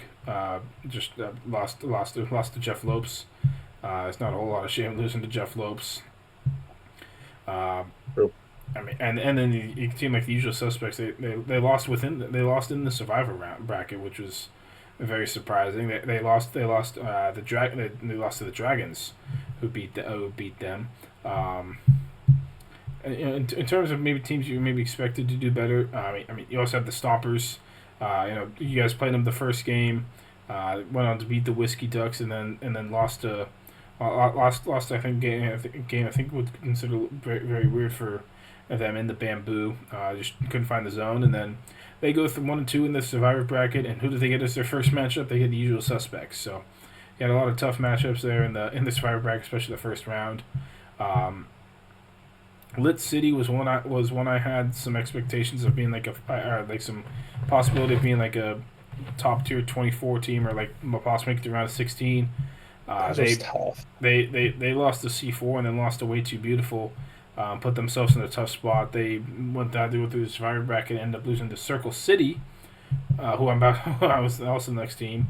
Um, lost to the Meats, which is one thing, but then they lost to the where is it? They lost to Way Too Beautiful in the 1-1 game. So not something we usually see from Circle City. Usually a pretty consistent round of 16 team. Made it to the final 8 back in 2022, but see teams like that go 1-2 in the Survivor bracket was very weird. And then lastly, as we come back to bracket A, I mean, I think maybe the one people were most surprised with the results and how they went were the Phenoms. I mean, you had a tough matchup to start off the day versus Vegas. I mean, could have gone either way. Ended up being a 3-2 victory to Vegas. Came back. You had a walk-off victory in extra innings for Slaughterhouse, and then the Risers got the runs early and ended up beating the Phenoms. So that was a tough pool play draw. And then for a team like that, they got knocked out in the Survivor bracket to Slaughterhouse. They beat earlier, but then Slaughterhouse came back had a come from behind victory in the elimination game to knock him out. So I mean we'll see where things are, but it was kind of interesting to see teams do very well or maybe not as well, and that's just the nature of Uwiffs. I think this year was even more. Was even more egregious or like a bigger representation of that in the past? I don't know how much you agree or disagree with that. No, I think coming into US for the first time, I was expecting like the teams who make it, Phenom make it, Wiffink make it, and I was like, and so I was kind of like, there's gonna be the top 8 teams. It's gonna be C4, Phenom, Wiffink, like maybe sprinkling occasions because they've made it before. CCW I know was very ready for this year, and no, or like I knew there was a couple teams like I knew. So of course you guys were like on ready to go. You guys are coming off a really good 2025, ready to play it. And I knew the Risers were coming out hungry for that Sunday spot. But I was like I was very shocked to see where and how some of the games went and where like how teams like ended up playing. And I was like, whoa, like Uwiffs is a different breed. The talent was all around. Anyone can be talented and pull out a really good team, and they can catch you off guard. Like I did not expect to see the Wiffleholics in the round of 16 game. Like that was not a guess for me. Like if you would have told me Wiffleholics was in a round of 16 game, I would have been like, what? Who are they? And they were in a round of 16 game. Yeah, that's maybe they got some good talent there as well. They do. Got like Lucas Francis made his name big back in 2022, I believe it was, when he was pitching for the Claws. That's 2020, baby. 2020 Claws, baby, or 2021 Claws. 2021. Yeah, 21. He played in 22 with the Japan team. Yeah, I couldn't remember which year it was, but I mean, yeah, they had some talent there. But you know, one team that I didn't mention that had some success and maybe did better than some people expected. I think pretty much what anyone expected, and how far they went was Socal Wiffle. So I'll pass it over to you. You know, I asked you questions about the Pandas, and now if you'd like to go through, you can kind of ask me questions, and as we go through the Socal Wiffle side of things. So Socal Wiffleball. So how did you guys feel on the like pool draw day? Like how did you guys feel about getting in Group D? Like what was that feeling for you guys? Well, I mean, it was nice not to have to play C4 the first game at 8 a.m. Again. that was extremely nice. You don't want to face Ed Packer again? Ed Packer would have beat us again in pool play the first game of the day. It just would have happened, but go ahead. Ed Packer's still fresh. I'm just the people know Ed Packer's still fresh, but I mean we were very excited. We kind of had to try to figure out plans of like what if we have a tough group in terms of pitching and things like that and hitting and all that stuff. But with this bracket, we felt it kind of worked out. We felt it worked out perfectly in terms of being able to build up and being able to save arms and things like that. And we just had to go out and do it. All right, so you guys get there. First game of the day, you got Roadkill. And you have Dustin Staggs, your ace, taking the mound. Talk me through that process. How did that feel? And also, I will say, How did it feel for Jackson Pearson to start off the game top first with the bomb? How did that feel for your team? You had your ace on the mound and a homer to start off the game. Yeah. I mean, we got. I mean, yeah. Jackson got things going quick. Um, he had multiple hits. He had multiple hits in that game. He ended up going 3 for 4 in this game with a whole bunch of walks. He had himself a nice start to the day. Some 4 RBIs for himself there as well. But no, it was good for us. And I was kind of we didn't really know too much about them. We saw what they did last year. Roadkill was a team that made it to the round of 24. I believe they went 2-1 in bracket play, beat one of the Japan teams and someone else I'm blanking, and then lost in the round of 24 to the Cajuns in like a 1-0 game. But looking at this year, we couldn't really figure it out, and it was a little bit of adjustment period.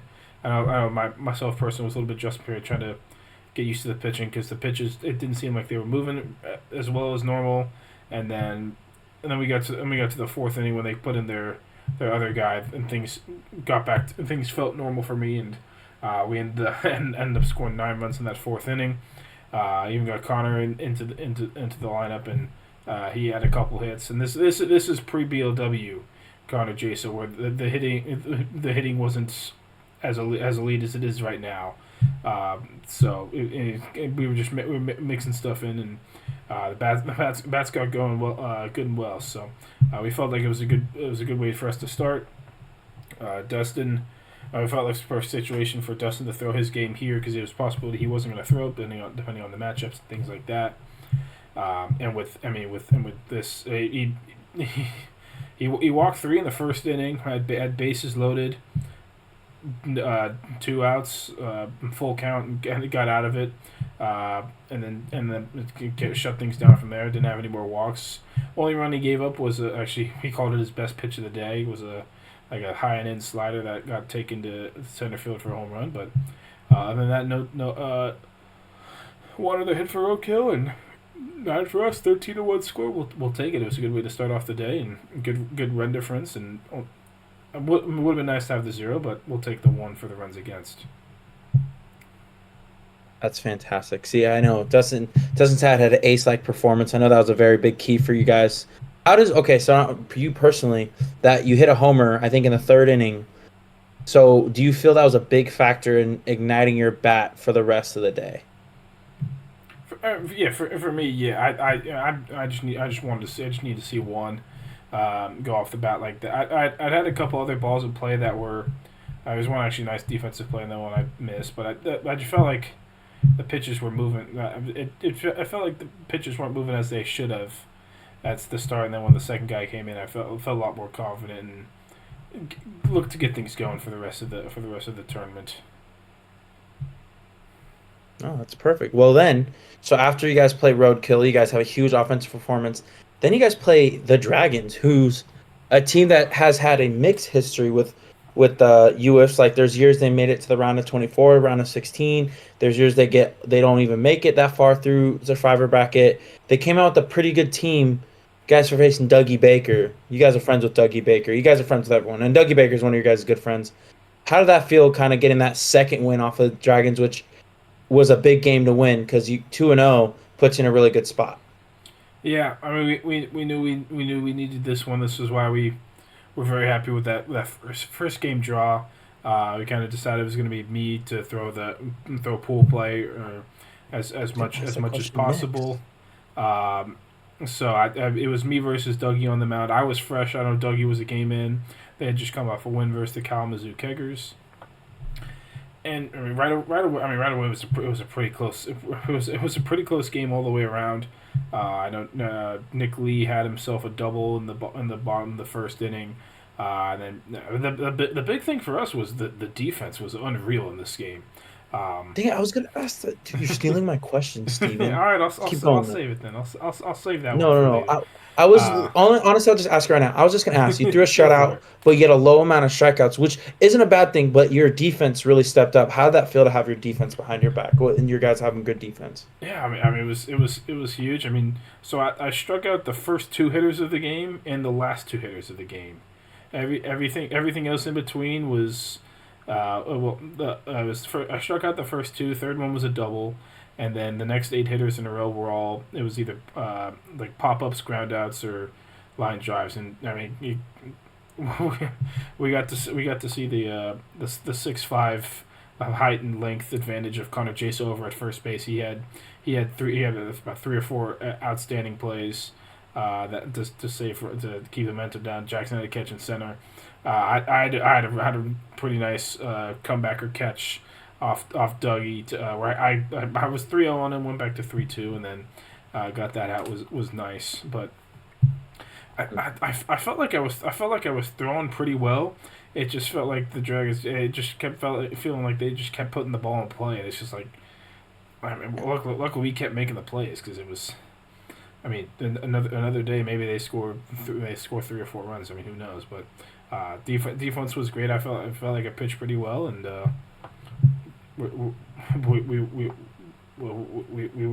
we found a way in the third inning. With the third inning we got, and we ended up getting a couple base runners. We had first and second, 2 outs. I had a little chopper that ended up getting bobbled in the infield, which extended the inning, and then Jackson Pearson hits a 2 RBI single to give us the lead we need in the bottom of the third. And then right after that, it's a very funny sequence of events. First pitch thrown to Sawyer was a pass ball, score a run, and then 2 pitches later, Sawyer does a little check swing. I don't even think he knew he hit the ball in fair territory. The next thing he knew, Doug's running field, so he does a light little toss and ends up hitting Sawyer in the head. So that was a which is an out, which is an out still because he's. It would have hit the net. It was going to hit. It was on its way to hit the net. It was just he didn't move out of the box just because he literally tapped the ball, and he was looking like behind him like it was a foul ball because he didn't know. But that was funny. That was funny to see. Dougie's the best. Dougie always brings out good moments. Yeah, and Doug threw really well against us. It's just it didn't seem like there was a high offensive game. It just seemed like there was like one inning where you guys rallied. And then you guys got the win. Yeah. I mean, that's pretty much what it was. Going through the bottom of the third. Jackson Pearson. It was Jackson Pearson walk, Dustin walk, Steven dirty single, and then Jackson Pearson a 2 RBI single. Was how it went, and then I shut it down the bottom of the. I mean, I was just I had 1 base runner in versus the Dragons. So it didn't feel like it, but. It was huge for us. We knew going 2-0 was going to give us a great opportunity to give us what we want and try to advance further than we had in the tournament. We had never made it past the round of 24, and winning that game we knew gave us our best shot to be able to do it, especially with the being in the easiest bracket, I'd say. And so now we're going into that third game. You guys are playing Punishment, who's another 2-0 team. I'm looking, and you got the ball again on the mound, which. Going after a shutout, I know, like, probably I'm, like, feeling confident. But your pitching wasn't just great that game. You also threw another good game. Your hitting was huge that game. Talk about this is, like, one of the all-time individual performances by someone at the tournament. Like, talk about how that felt, being both valuable on the mound and at the plate this game. Yeah, the plan was for me to be able to go through all of pool play and be able to try to save the arms. That's exactly what the goal was. We had to wait around for a long time. It was me versus Connor Rederath, who was a part of the Cajuns last year at Uwiffs when they made it to the Elite Eight. He was their pool play pitcher, and he was one of their big pitchers for punishments for this year's tournament, but. Sometimes it's just about hitting. Sometimes it's just about hitting the ball to the right spot, right away in the first inning. I had 2 singles, including a 2 RBI single, to give us some runs, and it just kind of started from there. It felt like with Doug I was just missing stuff, and then it just seemed like the ones that I was just missing, I was able to get there for whatever reason. So, I mean, it was a big game for us, and I'll go into it more a little bit. But, I mean, just looking at the stats is funny to look at. All four of us in the lineup did have a hit. We decided to hit Jaso in this game, being we were playing a Texas team. And yeah, he's very familiar with the Texas guys, with him being a previous member of TC35. So it was a good game. It was a good game for us. I'll go into it more a little bit. I'll just wait for your next question. I don't want to jump the gun too much again. No, this is the next question. Is you had all 6 of your team's RBIs, and you threw the game, only give it up one homer to Cade Turnage. Like, that's a huge individual performance. How did you feel after that game about that performance? Because yes, it's a great team win, but how did you feel, like, as a player? Like, how did that feel, like, after that game? Like, I just came off waiting, just played a huge game. Was that like, how did your confidence feel? How did you feel? Yeah, I mean, it was that time of the day where a lot of the other teams were done with their pool play games and were waiting around and either waiting for the survivor back and stuff. So you had a lot more eyeballs on this one compared to some of the earlier games and things like that. But I felt pretty good about where I was, and especially we had bases loaded, 2 outs in the third inning where I had the grand slam to right to give us a 6-0 lead. It felt like that was a little bit of a dagger. It wasn't the end of scoring, as they scored later and made it close in the 4th inning, but it felt like it was exactly what we needed, and things were going exactly to plan. I loved it a lot. I was very happy to get things going for us. I'm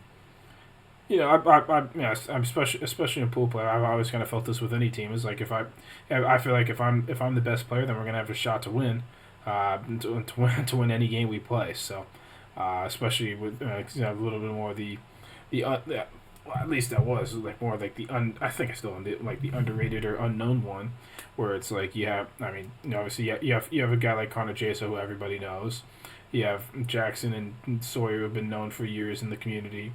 With MLW, you have Dustin, who gets known as being the captain of this team, and is also an MLW, and then I'm just kind of there. You have the fat one over there is the 5th one. So okay. Let's relax there. Let's relax there, buddy. Yeah, you have the fat one over there pitching and throwing, and giving us all 6 RBIs and throwing, getting the win on the mound was nice. And I've been called by some people like the most underrated hitter in Uwiffs, and you have a tournament like this or a game like this and start to go from underrated to being known. So I was mainly happy to be able to go 3-0 and advance ourselves farther than we ever had without having to play extra games. So that was huge. That's crazy. I'm getting known as the most underrated hitter in Wiffleball. Isn't that both California guys? Isn't that crazy? No. Whatever, man. But what? No, what? Isn't that crazy? Move on. All right. I have one last question about that game. So there was a heckler in the crowd that was really well known. He was wearing a Pandas uniform. But did that cause any issues in your game? Like, I know it didn't lock, but I heard it caused some frustrations from your other teammates. So what was the frustrations going on with that? Like, why was that so frustrating for your team? We don't have to name names, by the way. We just Pandas uniform guy. The amount of times under my breath I'm telling you to stop and telling you to be whoa. Why are we saying it's me? Okay, it was me. But like, it was funny to Jimmy Norp and all other people in the crowd. But it wasn't as funny to you guys because you guys were locked in playing a big game. I'm sure it was funny over there. I'm trying to go out there and get this win for us.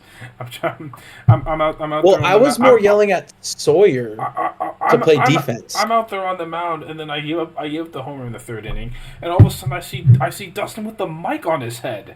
I was like, we're doing a mic'd up session in the 2-0 game. Like, what are we doing? Like, well, you guys are up 6-0 at that time. You had all the Mowiff guys sitting up there as well, eating food. Oh, it was a great crowd. It was MLW guy. It was MLW's team, Mowiff, and us Pandas, and so like you just have us like all like letting it low. Oh, dude, it was awesome.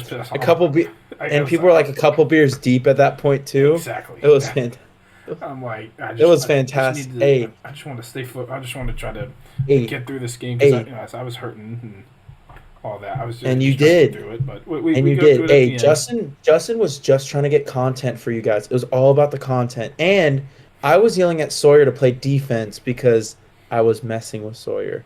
But So, you also didn't know Sawyer was not in the game until the 4th inning. no, I knew. I was just telling him to go play defense. Yeah, no, I was like, no, he needs to work on it. But not, but not, okay, not now. Not okay. now. So you guys are 3-0. You guys get a huge. Don't have to play the survivor bracket. You don't have to play the round of 24 games. So you guys even passed your farthest, which was last year with the round of 24. You guys are instantly in the round of 16. You guys get the Cajuns, a very common team. You guys have played a lot in the past couple of years. What is that first thought when you guys are like, oh, we got the Cajuns? Like, what is the first instinct you guys had for your game plan? Yeah, instantly. I mean, with that, we finished as the 2 seed in the bracket play, only behind the Jugs. We were, if we had just allowed one less run, we would have been the 1 seed. But Even that's all your fault. That's okay. no, I'm blaming Dustin for giving up the runner's roadkill. That's what we're blaming. Well, here. what about the run you gave up against Turnage in a 6-0 game? Like I said, Dustin gave up the run versus roadkill. That's what caused it. Or actually, if we had given up, I think it was 3 more runs, we would have played MLW in the round of 16. But that would have been funny. That'd have been really funny. But yeah, with the going to the Cajuns, we had first thought we were going to be getting a guy in Will Marshall. We thought that's who we were going to have to get to face, and it was something we were looking for. I was looking forward to. We were all looking forward to be able to go play them. I mean, it's a team we've played often, but it's a team they know us and we know them. So who's going to get it? But who's going to get those run? Who's going to get that first run or get the runs early? But I actually thought they were going to start Will. I thought that's what they said at first when we were setting the lineups, but then it turns out they were going with Chase Oliver for this game, and that made things a little different. It was that point of the night where with this year's Uwiffs, we weren't sure if we were going to play the round of 16 that night, just because they're trying to stop things due to the curfew, trying to be done by 10 p.m. and things like that. So we didn't know until about 6:45 that we were going to play. We were sitting out there with the Jugs, just waiting to see whether we were going to play or not. But we do end up playing, and I'm not sure how ready we were, but we felt we liked our matchup versus the Cajuns, but I'm not sure how ready we were to play. Yes, that's how I was going to talk about. That's a perfect lead into my next question. You guys are taking a break, like you guys just played 3 games. You already took a break in between that 3rd game, and you're taking another break. It's like 7 p.m. Like it's pretty late. I don't even know. I think it was even later when you guys started. Yeah, they throw out Chase Oliver, which honestly, like I think is a good call on the Cajuns. You guys know Will Marshall pretty well.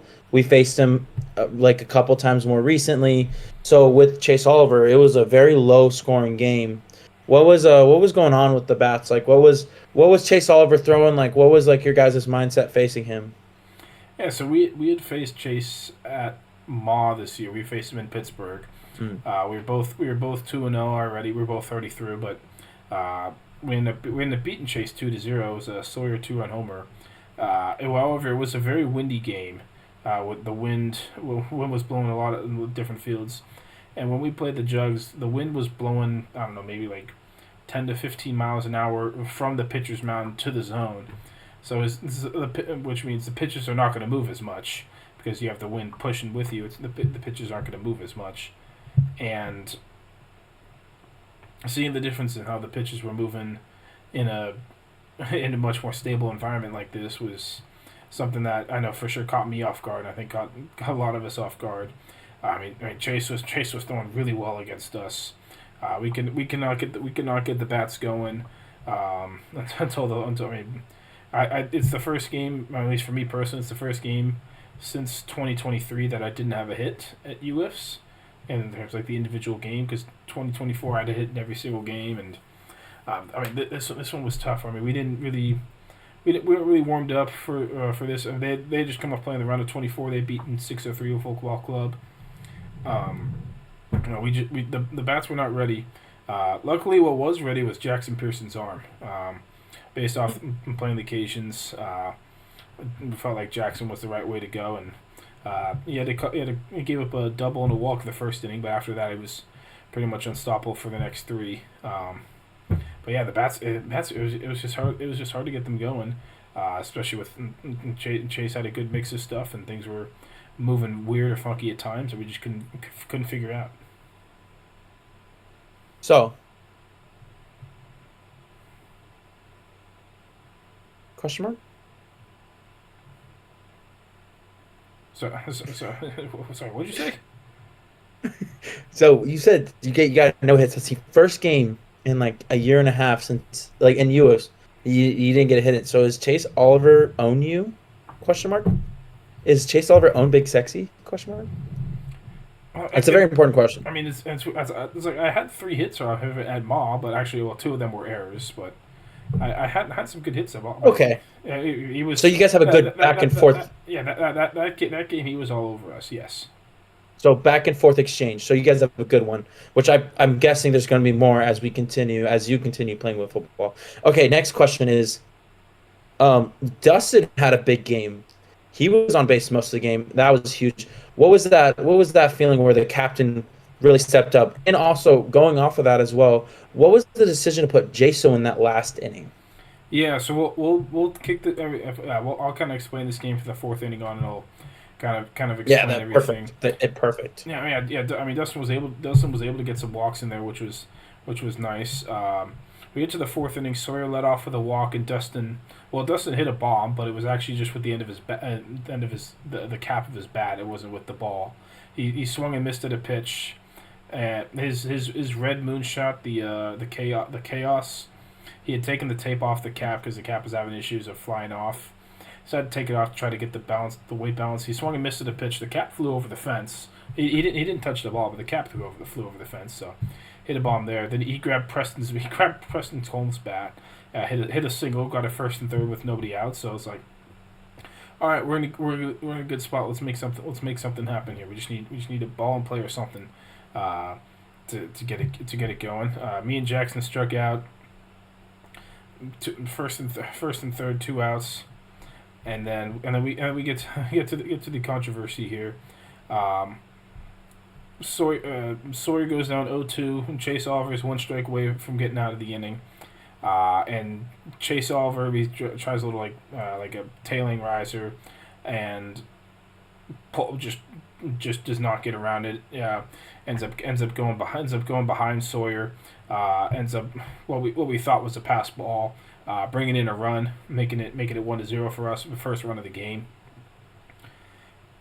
So we're all excited and stuff. Sawyer does end up striking out, so we go 1-0, going to the top of the 5th. And I was actually at this point I was actually all right with Jackson staying in the game, but Jackson said he wanted Jason to go finish it off. So Jason came in, he got 3 up, 3 down, 3 strikeouts, and was able to secure the win for us. Where the controversy came in was about 5 or so minutes, 5-10 minutes after the game ended. They're all talking to each other, and they're realizing that maybe they should have said something about that pass ball that Chase threw. What was a new rule? What was a new rule this year was if a ball that's pitched hits obviously if it hits the zone or the net, it's good. But if it hits something, if it hits the hitter's the mat that the hitter's on, then that's not considered a pass ball. And they didn't say anything at the time, but they kind of realized that they believed it did hit the back corner of the net. It wouldn't have affected the pitch, but the rule is the rule. And although we couldn't get a good camera angle, I mean, none of us saw it in real time. Or none of the Socal guys saw it in real time. Yeah, it's harder. You're not looking at it. You're not paying attention really to that. Yeah, it's more not something we necessarily really knew either. It's it was a new. There were other stuff that was new that we felt was more important, but it just ended up being a tough thing because even looking back, we tried to find camera angles. We couldn't find a camera angle. We could just go off the sound, and it did sound like what they were saying was right about the ball hitting the mat. So, I mean, yeah, it's tough. I even said it to Dustin before we knew that. I was like, it just felt like a bad way to lose. Bad way to win based off of a wild pitch. But we got away with it. And sometimes you need that. But I mean, I mean, it's almost it's like the rule of like hitting out of order per se. If no one catches it, or if someone does something wrong and no one notices it or catches it, and you think it's right, then there's nothing you can really do at the time. Yeah, and that happens, and like I don't want to continue going on this like. That's been still like a fun running joke with like the Cajuns guys, and so I'm not gonna go on like it happened. It propelled. Like there was something that happened in opening day. It was Way Too Beautiful versus Jugs, and it was like in extras, and it was like bases loaded. And I think Skip was pitching, and Skip called it was like 2-2 count on Red, and Red check swung, and Skip gave it said no go, and then the next pitch he walked him in to lose, and Red was like, "This is not the way I want to win." Like it happens. It's Wiffleball. Like there's games like that where it's not even like a swing that ends the game, and it's a call. Yeah. Yeah. So it's what okay. It's okay. Luckily, there's going to be another Uwiffs next year, and we'll go away from that. We'll now head. Actually, I want to ask questions. So you guys made it Sunday. Boom. So what is it? Actually, I was curious. I was actually curious when I was with you guys as well, or like I was curious, but I didn't want to talk. You guys were focusing on the game. But I was curious, what does that Saturday night look like preparing for Sunday? Like you guys just played a longer game, 5 innings. It's like 8 or 9 p.m. It's later. What's that Saturday night preparation for Sunday morning? Yeah, I mean, first thing is just seeing who we're going to play. I mean, we kind of had because of the fact that you were in the pathway of us playing, in terms of like you were on that path where we even played Black Dog was potentially the team we're going to play. Kind of had to wait around. It was ended up being Black Dog and Punishment we were waiting for the winner of, and eventually got to like 9:20. It's like, no, let's just go home and get to bed. We'll find out the winner in the morning. We'll find out the winner before we go to bed. We needed food and all that, so wanted to eat something and what'd you guys relax, eat? So I couldn't tell you. This is an important fact I wanted to know. I think we might have just done our last frozen pizza in the oven or something. We got some groceries getting in there on Friday afternoon, and for guys to know, like, there's 3 things that the Socal Wiffleball player, or 4 things that the Socal Wiffleball players need when they play in a tournament. 1 is electrolytes. They drink a lot of electrolytes. 2 is they love their eggs in the morning. Eggs and bacon is usually their go-to breakfast item, and maybe some bagels and cream cheese. 3 is they always love the Socal burger. Dustin makes a great burger. It's called the Socal burger. Delicious. Had it before. And then 4 is frozen pizzas. Frozen pizzas like that extra little boost they need if they ever like are on the move or something. So those are the 4 key things for a Socal player to need for a tournament, and it clearly has worked. Well, there might be some other key stuff in there as well, but we're not gonna. Nope, those are 4 key things. Nope, those are 4 key things. Nope, that's it. No, those are that we can share. The 4 second level things, I'd say. 4 second, the 4 things. But yeah, I mean, I'm actually we got to the house, ate some food, and we pretty much just went to bed right away. There was no I think I was the only one to have any alcohol, so I think I just had a little Coors, and we all went to bed. I mean, we were all 21 by the time of this tournament, so there's nothing wrong in saying that. But just be able to. Yeah. I got my ice and stem going, and people went to bed, and I think. Steven needed a beer because of how his body was feeling. Steven needed to let his body relax for a second. I need to reset after that Cajuns game because Chase was all over us. I mean, we got away with one, so got very lucky there. But all right, well, be lucky. But yeah, pretty much just one. I think everyone was in bed except for me, by pretty much like 10:15, and just about getting ready for the next day.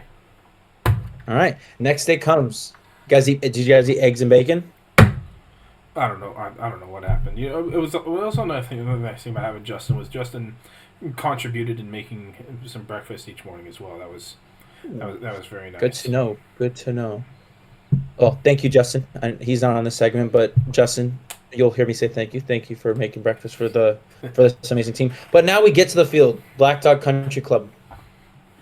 We faced them earlier. We actually got the pitcher that ended up facing you guys, Cooper Ruckle. Were you guys surprised that Cooper Ruckle was a starter, or were you guys expecting Cooper Ruckle, who was just 1 game in? He's only a game in, so he's still kind of fresh. Yeah, we were kind of.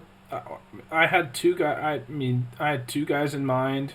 I was kind of thinking we were gonna get Dan Haverty, just to throw against us. I think I think we were kind of 50-50 on whether we were getting Dan Haverty or Cooper Ruckle. But me personally, I was pretty convinced we were getting Haverty, and then when Cooper started warming up, I looked at Jackson, who Jackson has talked to me about how much success he's had versus Cooper, and I've seen it. He was he was excited and ready to go, and I was like, okay, I just need to get a feel for this, and we're ready to go. I think we were ready for Cooper. I think I was ready for Haverty. I think we would have been okay, but I felt like I was ready for Cooper.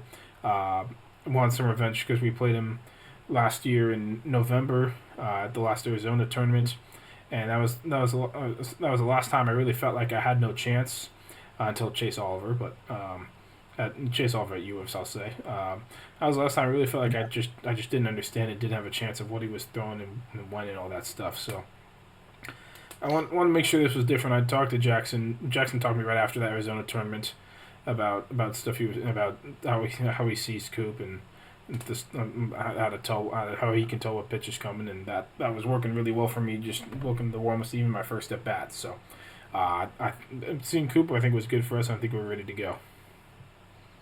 I can't agree more. Yeah, Coop's an interesting pitcher because he's a little different than a lot of like the big pitchers out there. Like a lot of them, I think like when I faced him also at UIFs, like you more expect when you get to like the later like I think Chase Oliver's a good example of this, is a crafty chain like Chase Oliver's known for having multiple pitches.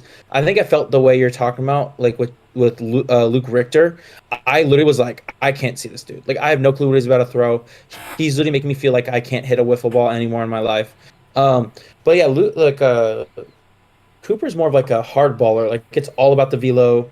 He throws pitches at high velocity very consistently, and he's very fiery on the mound. He's kind of like a psychopath in a positive way. Like you don't talk to him when he pitches. He has a chair all the way by the wall, not talking to his teammates while they hit, and he's a very fun pitcher to watch. But the first inning happens. So you guys have your ace Jaso out there. The first inning happens, and it's already 2-0, or it's already 2-0. By the second inning, it's already 4-0. Black Dog Country. What's your team? What's that like with your team? Like you're down 4-0, but what was going through your guys' head? Like what was going through your head? What was going through the team's head? Yeah, I mean we know how good they are and how they would be ready to hit. They're a consistent Sunday force. They just made it to the Final Four last year. They're usually a consistent team that shows up on Sundays. So we knew that we know how good they were hitting, and Dean Knapp showed that right away. Had a solo home run. He had himself an RBI double in the first inning. And I was like, okay. Jaso had some walks in there. Was a little bit around, too much around the zone to start. And then the second inning came around. He was looked better.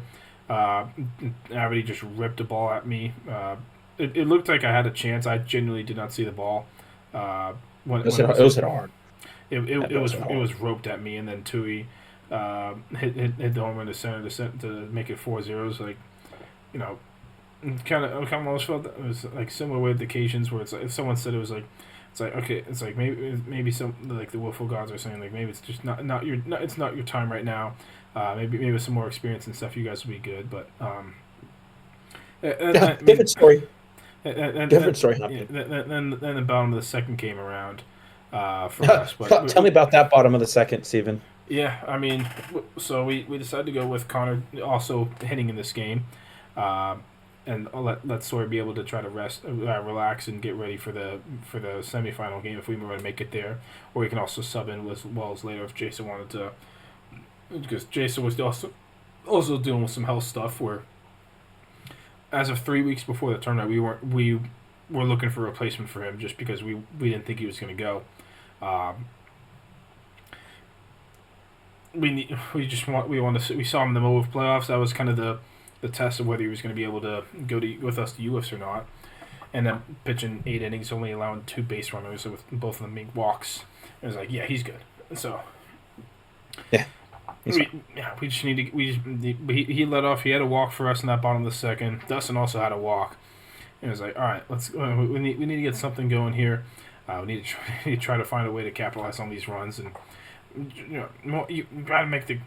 I'll say this in baseball: you gotta make the comeback sooner rather than leave it till late, because then you're just pressing too much at the end. But so I come up to the plate with nobody on, with nobody out and 2 base runners on. I have a good little battle with Cooper. I foul a couple off. One very close pitch was taken. But I've even felt with my first step out when I struck out, I felt like I was seeing the ball well, and I was able to pick up what was being thrown at what time, and I just need to make good contact with one, and I guess some people told me I did. Make good contact with one in the second inning, and give us a 3-run homer, and I think that's what was really got us going and got us woken up. I'll talk more about what Jaso has said about like being in games and things like that, when being close games and things like that. But that was the one that really kind of woke us up, and the end. That's kind of what it's kind of what I've been with the Socal group, is more like the calm one, like the one to keep us calm, because you have so much yelling that can be done by the other 4. Where I'm just more like the stay back and get the guys to relax. But I've also been the guy that's been the start, that's kind of been able to start things up for us, and get us going, even if things are not looking good for us. I feel like in a lot of situations. So it was the start we needed, and usually in the game you're gonna have 1 to 2 momentum shift changes, and we want to make that earlier rather than later. Perfectly said. I want to quote Stephen Hayden after homer: "Need more, get more, need more." That was a great quote by Stephen Hayden. I will quote that for a long time. Hit that one. It was still 4-3. I knew it didn't mean anything unless we didn't go score another run. So, and indeed, you guys did. Going to the bottom of the 4th. I think you led off with the double, or was it you with a single? Yeah. So, I'll get through to that point. Once that one, Jason really locked it in and was pitching really well from the 3rd inning on. We had an opportunity in the 3rd inning. I led off the 3rd inning with a double, and then Jackson had a ground ball out, which moved run to the 3rd, and then little more, almost could have been controversy. 1 out, run on 3rd. Connor hits a pop up to like shallow left, with DNAP running back to catch it. It was a potential tag call. I was thinking about it the whole time. I decided not to, just because it's DNAP, and I figured it would be a much easier chance of him hitting the zone and getting the out versus missing the net. Jaso called it like after he caught it. He ended up throwing and actually missing the net, which I think was in part caused by the call being so late, and it would have scored a run, would have made it tied right there in the 3rd inning. But Cooper said it right away, and we all pretty much agreed that it was too late of a call, and Cooper ended up getting that out of the inning without any runs scored. When we get to the 4th inning, I lead off with another single, because I went 3 for 4 off Cooper, and all these hits were with 2 strikes on me. And then it was like I just need someone to come along with me and give us a shot, to just follow along the path, and Jackson Pearson did that at the plate with an RBI double in the bottom of the 4th to make it a 4-4 game, which was huge for us, and we felt like all the momentum was in our favor. And I agree more. Like, Jason looked fantastic on the mound. Jason ended with 22 strikeouts that game, and I didn't even know that. That's an insane stat line. But now we're getting more. The Black Dog Country Club make a move, and they actually take out Cooper and put in DNAP, which I think was a move of like, oh crap, like we need to win, and they're seeing Coop well, which I agree. I think you and Jackson especially were seeing him well. We're trying to make contact. Jaso was making contact as well. They put in DNAP. Then Jaso and DNAP just go on a little bit of a run for 3 to 4 innings of just back and forth, strikeouts, getting outs. What was that? What was it like facing D-Nap at that? What was going through your guys' head when D-Nap came in? Yeah, well, DNAP's got DNAP is a very crafty guy. He throws pretty hard, but he's also a very crafty guy and is able to mix the off speed as well as that very nice like straight up and down like super curved pitch that he can. Or he's got one of the best knuckleballs in the game. If not, if some people say the best for fast pitch. I think him and him and Stant have fun about possibly jabbing each other over that, but. Um, it was battle was tough to try to figure out. He came in with a runner on second and nobody out. Was able to get out of the inning. Struck out Jaso, Dustin, and myself. Then we keep going on through the fifth and sixth innings, fifth, sixth, seventh innings, and they're just not allowing. They're just not, neither. They're both just pitching extremely well. Um, I think Tui had a single in the sixth inning, it was the seventh inning. I also had a single in the bottom of the seventh inning, tried to give us a shot, but both pitchers were extremely ready, pitching extremely well. As we keep going on through these extra innings as well, Connor's head was just hurting, like headache and stuff like that. He was not feeling great as that game progressed on, and as the further we got along in that game, I felt more worried that the momentum was shifting back towards Black Dog. So this one was just want to try to end that as early as possible. We got to the eighth inning, and I don't know how much more Connor had left at that point. I think maybe he might have had one more inning left of pitching, in my opinion. And then we'd have to go to a guy like Sawyer or something like that if we continue on past the ninth. But we didn't get to the ninth, and we get to the bottom of the eighth inning. Dustin just misses one. It's a pop up to center field. I strike it after a tough at bat. I strike out. I could not read his drop. I could not hit his drop well. And then with 2 outs in the bottom of the eighth, Jackson Pearson steps up. And I think we all know where this goes. If you're watching this, I'm sure you're about 95% sure where this goes. First pitch takes a riser to center field over the tall center field wall. For a walk-off home run and for a walk-off victory to give us a 5-4 victory. I think, especially once we got that game tied, we had a whole bunch of people watching us, and I think getting that home run was absolutely huge. I'm still not sure I can fully describe it in words, but just watch. We Watch the clip. We felt. It was such a weight off our shoulders to be able to get through that one because we were the longest game in the Elite Eight by far. All the other games had finished up right. They were in the second inning of the other semifinals. Well, that home run happened, so that was extremely huge for us and kept us going. Top 3 moment in all of Wiffleball, like top 3 clip in all of Wiffleball in that moment. That homer was amazing. If you want to see that homer, shout out WCFT Wiffleball. What's this WCFT stands for? What's that stand for again? It's also tagged on the Socal page. We're a collaborator on it, so. Yeah, what's that? What's the stand for though? We came for this. We came for this. Shout out Nico for filming that. Nico is the best at media. Tagged Socal as well. Amazing clip. Super hype. But now that just happened. You guys are hyped up. You guys are now going into Vegas, which is a team that you guys have a history with a lot. So you guys already knew Sawyer was going. Sawyer was getting ready to go. What was that feeling when you guys were like, all right, it's time to play Vegas again? Like, what was that? Looking at the bracket going into Sunday, we felt like we were on the easier side per se because our side was us, Black Dog, Vegas, and the Risers, and the other side was Vendetta, C4, the Meats, and the Jugs. I think most people would say that side of the bracket was harder.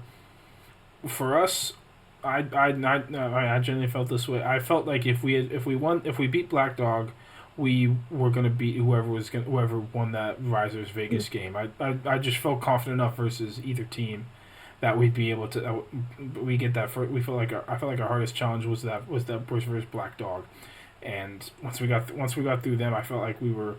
I mean, once we had to go do it, but I felt like I really liked our odds and our chances to be able to make it to the final. I mean, that Vegas Risers game was a very close one. It was really just a Jordan Bonet solo homer and him throwing a shutout gave him the win, but I mean, Seems very good. I mean, another West Coast matchup. I mean, it was nice to get guaranteed you get a West Coast team in the final, which was something I don't think we've seen in a while in the Uwiffs world. But obviously we wanted to be us, and we had to go play the game because obviously they hadn't lost a game either. So, but two undefeated teams just going at it. And indeed, so first inning to bottom one. So Sawyer throws a great first inning. Bottom one, Jackson Pearson, bomb. What was that feeling when Jackson hit that homer to start off the game? Yeah, that was the first pitch he saw after hitting the walk-off homer. I think Dustin and I struck out, and then the first pitch Jackson saw of the game, he had a solo home run, and one, it gave us an immediate lead, and two, it just gave us immediate confidence boost. Because what I was trying to keep the guys, keep our team. You get a big moment like he had in the versus Black Dog. What you can see sometimes, you can see the energy drop, and you can see the heads hang a little bit, especially if things get off to a bad start. And the whole time I'm just saying, let's not have an adrenaline dump. Let's keep it going. We're not done. We still have one more. If the plan is to have two more games, and Jackson have that was a great start for us, and show that we're here to play. And right after that, Sawyer had a single right after that. Dustin walked right after that. We were ready to go. We were chatting it up, and I felt like I was very close to giving us a bigger lead in the first inning, although I did strike out. But that was huge for us. That was a great start, and it kept the momentum going. And even though it's just 1-0, it made us feel like we were in the driver's seat. Perfect. Sawyer, fantastic pitching, kept going strong. Jordan Bonet found it a little bit, but then it got to the bottom of the fourth. And take me through that inning, because I wasn't watching it. I was cheering on BLW U17 because they were going on a historic run for them. And so what was that? So Jordan Bonet struggling a little bit with control. What was that? What was happening that fourth inning? Yeah, so up to the first three innings, Jordan only had one walk. But in the fourth inning, I've never seen this happen from him. It just seemed like he lost his zone. He walked Dustin on 5 pitches. He walked me on 4. Versus Jackson, he had a very nice at bat. I think he had an 8-pitch at bat, but it was like 2-2. Jackson had like 2 or 3 foul balls, and then he walked him on, and then he had 2 balls there to walk him, and then he walked Sawyer on 4 to make it a 2-0 game. It was very weird to see. I've never seen that from him, lose control like that. That was inning number 9 for him in the tournament, but I don't know what it was. He just lost it, and it just happens to a pitcher at times, and I've just never really seen it happen to him. I was very, very surprised by it. I mean, we'll take advantage of it, but just very surprised to see that happen. And then Dalby came in. So, what was going through your guys' head when you saw Dalby, who was only like an inning or two? He was pretty fresh. So, what was your guys' mindset when you saw pretty fresh Dalby coming in? Yeah, Vegas was in a pretty similar spot to us in terms of fresh arms. Randy had only pitched 2 or 3 innings the day before, and then Steve pitched 3.5 games on Saturday. Steve's like that. Steve's a dog. So I'm not sure how ready Randy was. I know I was talking to Jonathan a little bit in Chicago, which we'll talk about in the next part of the podcast. I think he was saying Randy was not ready to pitch there. Especially it was 1-0 at that point, and then to the 4th inning, you're not really expecting to. But Jonathan felt like Randy's velo was down for how he normally is, especially with him not having thrown a lot of innings at that point. So with the amount of times we've seen Randy, and I've seen Randy, I felt like I've seen Randy good over the years. Even I go back to to 2023. I think I had played them in a final. I went 2 for 4. And I've had stuff where it's like even wider fields. I might have had more hoods and stuff in like the Winter Classic when we played together. Just saw him at the Socal tournament in May of this year, where first 2 at bats were both on first pitch changeups that I hit for. I had single. I think I had a single on the second one actually. I had another hit later in the game. I felt good. I felt good about facing Rennie and trying to give us a lead. I mean, bases loaded, nobody out, 1 run already in. It was just about trying to get. It felt like just one more hit was going to be able to do it. Just be able to secure it. Even though Sawyer was pitching very well in that game, always having the insurance is nice. What happened? Dustin started off. I got 2 strikes. Hit a ground ball to Steve, who got the lead out at home. We didn't think he did it first. The ball actually hit the leg, but that was another thing we didn't know was that the leg counts as part of the strike. You didn't know that? I'm actually shocked. You didn't know that? That wasn't a thing in the past. That was a thing just for this year. That was the thing that was introduced for this year. But like I'm shocked. I'm still shocked you didn't know that rule. That's a big rule that we know. Well, maybe it's because that was a new thing for this year. Oh well. No, that was okay, that was one of the other new things. Where usually the leg doesn't count as getting the lead run. It's you have the actual part of the zone, but they get the first out there. So I step up to the plate with 1 out, bases loaded. Still 2-0 game. Still very close. If Vegas is able to get out of this situation, that'd be a big thing. It'd be a big momentum shift for them. And like I've said, I feel like we've had the momentum so far in this game, even with it just being 1-0 or 2-0, and I didn't want it to switch. Gets the 2-1. Actually, very first pitch I saw was a changeup that just barely missed, and I was like, why am I not swinging at that? So like, in my head, I'm going, the next changeup I get, I'm swinging at it, and I'm gonna hit it because I've hit it before, and I'm gonna try to hit it again. Foul for Riser, drop ball hits me, and then 2-1. What do I get? I get the changeup. I got the changeup. This one was a little bit higher up, and I said I'm hitting this one. I'm going for it. I was almost a little bit pissed at first. I didn't quite get all of it. I got a little under it because it rose on me a little at the end. But I got enough of it. I sent it out to left center field. I kind of assumed it was gonna be a base hit, or just get over the fence, and get over the fence. It did to give us get a grand slam to give us a 6-0 lead, and what kind of felt like the dagger at that point.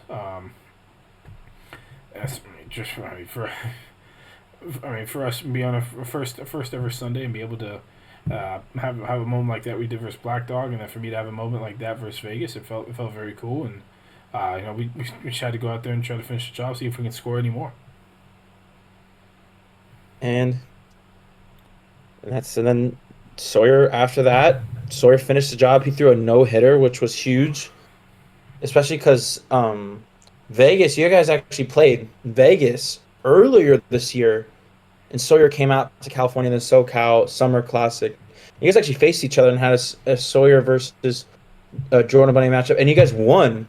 And that was like your first win against Vegas, and so it was really cool to see you guys get those back-to-back wins off them. Sawyer to throw that no-hitter, and now, first of all, how does it feel for that win? Going to the national champions, what is that initial feeling? I mean, that was very cool. It was kind of trying to get the balance of being in the moment versus just trying to make sure you get the next one. I mean, it was a very cool feeling for sure. But we still knew with our team, and you don't always guarantee chances like this. And we don't know how many times we'll be get chances like this in the future to be able to make it to a final. So we knew we had to take it. We knew we had to try to take advantage, and we knew the job was still at head. And indeed, as Kobe once said, "Job done, job not done, job not finished." Our big motto going into, I mean, even the Vegas game was, we're playing with house money at this point, and you kind of look at it as we're a little too young and experienced to really truly understand what we're doing in the moment. So why not just go out there and see what we can do in the final? I mean, we knew we were gonna have to play C4, which of course we play them again. Even of course what happens when we don't the one year we don't play them the first game of the year. It's not a SoCal Uwiffs experience without playing C4 at some point. Yeah, the 1 year we don't play them the first game of the year, we play them in the final. So we knew we had our work cut out for us. And indeed, I'll go a little over C4. My turn to going over. So C4 at this point My voice needs a break. had an amazing tournament. They were coming off strong. I think you can correct me on this. Were they 3-0? No, were they 3-0 going into round of 16? They were 2-0. They were 2-1. 2-1. They lost their second game to Vendetta, which is a back and forth, a very high scoring game. Oh yes. And so they get to the round of 24, and they play the boy, Miami Mirage ace, Braden Aberhart. He's pitching for Great Lakes Legion. Really big game. Braden held him down for 3 innings, had a little bit of arm trouble, got into some walk trouble. C4 clutches up as C4 does at the end of that game, wins that, goes to Ridley Park, beats Ridley Park, goes into Sunday, and they have an explosive Sunday. They beat Vendetta, what was it? 16-3. 16-3, which is, I think that was the biggest, the most runs on a Sunday. It was insane. Vendetta was shot. I mean, they knew they were shot, but I guess the line was from Lopes that if we make it to Sunday, whoever we get is gonna have a nice warm up game or something like that. So. Vendetta used all their pitching to get to Sunday, which is a strategy that has been used in the past. Lemonheads back in the 2021. They did that. They made it to the Final Four, but they had no pitching left. Mike Stiles, Ryan Luddick, some throwback teams like that. But so C4, they beat Vendetta handily. Then they go and play the Jugs, and that was expected to be a close game. Ryan McElrath versus Dan Whitener. Dan Whitener was looking fantastic. But it was Stant that started the game on the mound. Dan? No, it was Ben Stant that started. Stant started? Yeah. Oh well, see, this is why I need you here. Ben Stant, but I never watched this game. Yeah, it was Dan versus Ben. Right away. They were getting base runners. Ty Wegerson had an RBI single, and then Kevin Norris had a 3-run homer in the first inning to get things going. Ty had a solo homer in the second inning as well, which chased Ben out of the game. Went to Red Sarnowski. Things were scoreless. Jugs did score one in the third and 2 in the fourth, give themselves a shot, and then C4 just exploded in the fifth inning. 5-3, ended up scoring 7. Ryan came in. They have the big Packer home run and other stuff, and ended up being from there. But we can continue on. Yeah, that's what was it? 12-3 was the game. Was the final score? 12-3, yeah. Yeah. So going into the championship game, Socal, who has been playing extra inning thrillers, goes in scoring. They've scored a total of 11 runs, but C4 comes in scoring 28, which was at the time I think already like breaking a Sunday record for most runs. And so they're coming in. Everyone knows who C4 is throwing. Dan Whitener. We all knew that. But Socal goes with Sawyer. So talk me through that with Sawyer being going on the mound in the national championship game finale. Yeah, well, yeah. I mean, this is where we had the most discussion about stuff. Or the most doubt about stuff in terms of like what to do, and where to go. So we have better communication and stuff. I originally thought the plan was to have Jack. I didn't really know how much Jaso had left, and didn't want to kill him for this tournament. For this one, just because let him have a future and stuff like that. Which he's shown at BLW, which we'll talk about in the next part of the podcast. Because this thing is already nearly 2 hours long, and I'm not putting it all together, but yeah, my thought originally going to it was like to start with Jackson. Apparently Jackson was dealing with some arm stuff from yesterday. He said his arm's still a little sore from the 4 innings he threw yesterday. So Sawyer's still feeling all right. And we knew into this, and Dustin kind of knew he had like one really good game, or like probably go like a game and a half. I felt like the situation we could swap guys in and out as we wanted to. not give C4 too much of the same look, because we knew we were getting Dan. We knew we had 5 innings of Dan, but I felt like we can give different looks, and just end up making the decision to go with Sawyer to start that game, just with his arm already still going. So Yeah, then honestly, like I can ask a bunch of questions, but I just what was it like playing a national championship? How'd that game go for you guys? Yeah, I mean, it was not the best start. Well, I didn't know how many runs C4 had scored through the day. I didn't know how hot their bats were, and I also didn't know that they had just watched Sawyer's last inning of pitching versus Vegas, just to watch him and see what he does. But they were on Sawyer early. Had a Kevin Norris walk. First of all, before we get to all that, just the kind of the lead up to all that was very interesting and cool. I mean, we had move around. We just chilled in the dugout. It felt a little weird, just because usually that's the only game going on at the end. Usually the MLW final invitational is already done. It felt a little weird with that one going on, but it was still cool nonetheless. Walking up was fun. I'll be honest, I couldn't really hear what they were saying until they started doing the walkouts for everyone. I know there was like a whole ceremony and stuff. I know Ethan won something, but I honestly couldn't tell you. I couldn't understand it. Yeah.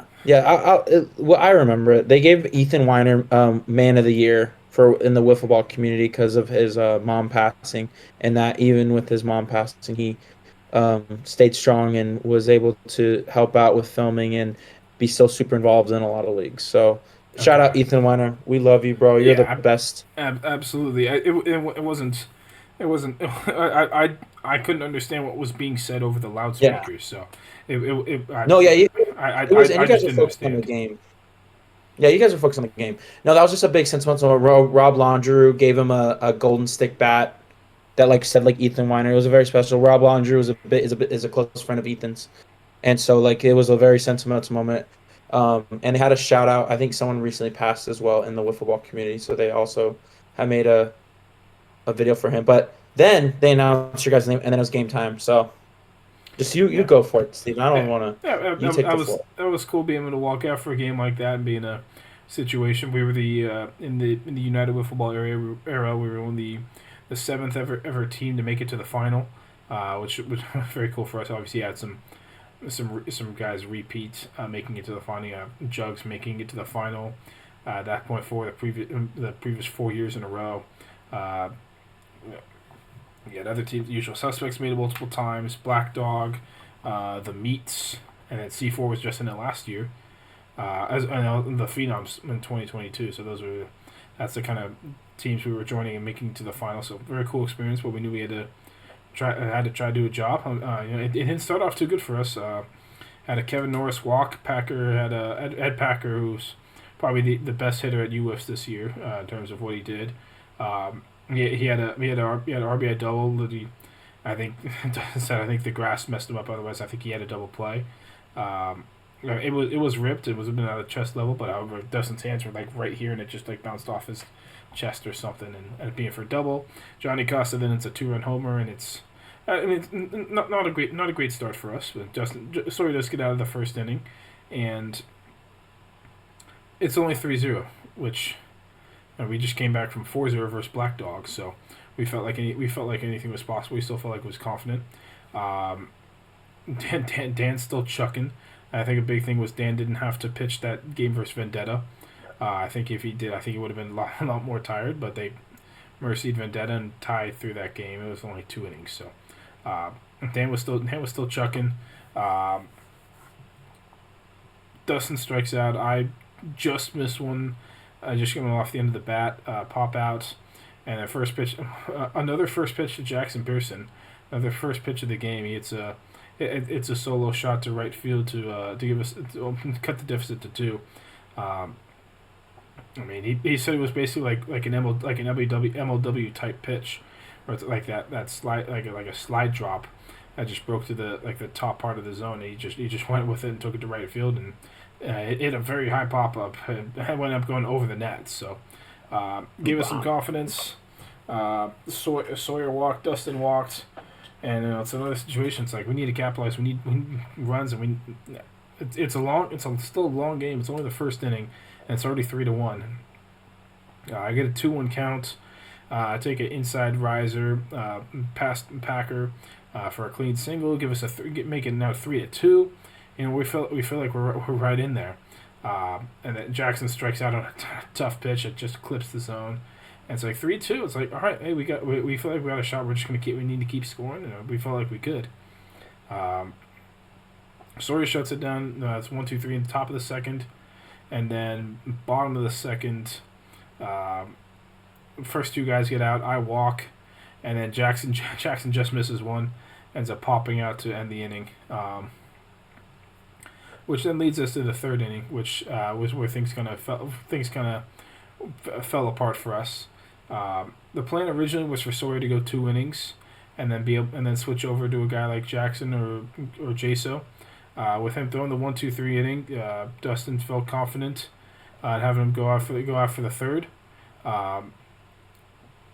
I believe he walked the first guy, struck out Packer, and then had a ground ball play to himself, which in hindsight it maybe could have been a double play, but I was telling Sawyer to go home with it because he had gone here, he had gone to his left to field the ball, he spun around. I felt like he had held the ball for too long, or too long enough to flip it to second, so I just told him to throw home instead of trying to get double play, which could have ended the inning there too. And he does get to hit the zone though, so it ends up holding the lead runner at first. So we have 2 outs, runner on first. Unfortunately for him, he does walk the next 2 guys, so now we got bases loaded. And I was talking to Justin about it lately. We didn't game plan this wide. I didn't speak up. I mean, we have two walks in a situation like that. In my head, I was gonna say I think it's time for the switch. I mean, Sawyer's gone past what we thought he would, but I think we should have switched, and I think I should have said something. I don't think anyone else was thinking it, but just my experience as a pitching coach and as a baseball pitcher, I've seen too many times. I've seen a lot of times where in an instance like that, the guys getting pulled, especially in a game like this where he's already pitched and things like that. And I didn't speak up. We didn't plan it. I didn't plan it properly, and that part is on me. I need to do better. Packard heads a ground ball down the line for a bases clearing double.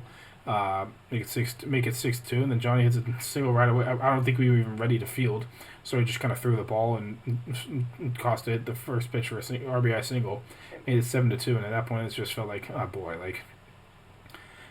And they were just hitting the drop, and then I heard Packer talking about like, you know what pitch he's throwing. He knows what pitch he's throwing. He's looking at the radar every time. It's like, yeah, it's like maybe he was just out there for too long or something like that. But or as he discovered afterwards, he was tipping stuff too much. But it was a rough third inning. Yeah, it was a tough third inning, and then that lit Dan's fire up, and from that point on, he did not allow another base runner in the game.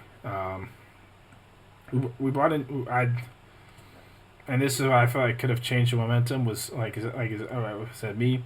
I had bases. I had full count, 2 outs, and I just missed the drop. I was just under it. If I had gotten a piece of it, I think I would have been at like a minimum double to right field. And unfortunately, I just missed it, and I think they kind of started shifting momentum in the bat way. It kept the momentum over there. We brought in Jackson Pearson for the 4th inning. He threw well. I think he just allowed 1 walk and then had a few strikeouts. In the 4th, bottom of the 4th, just we couldn't get anything going. 3 strikeouts. Then top of the 5th came around.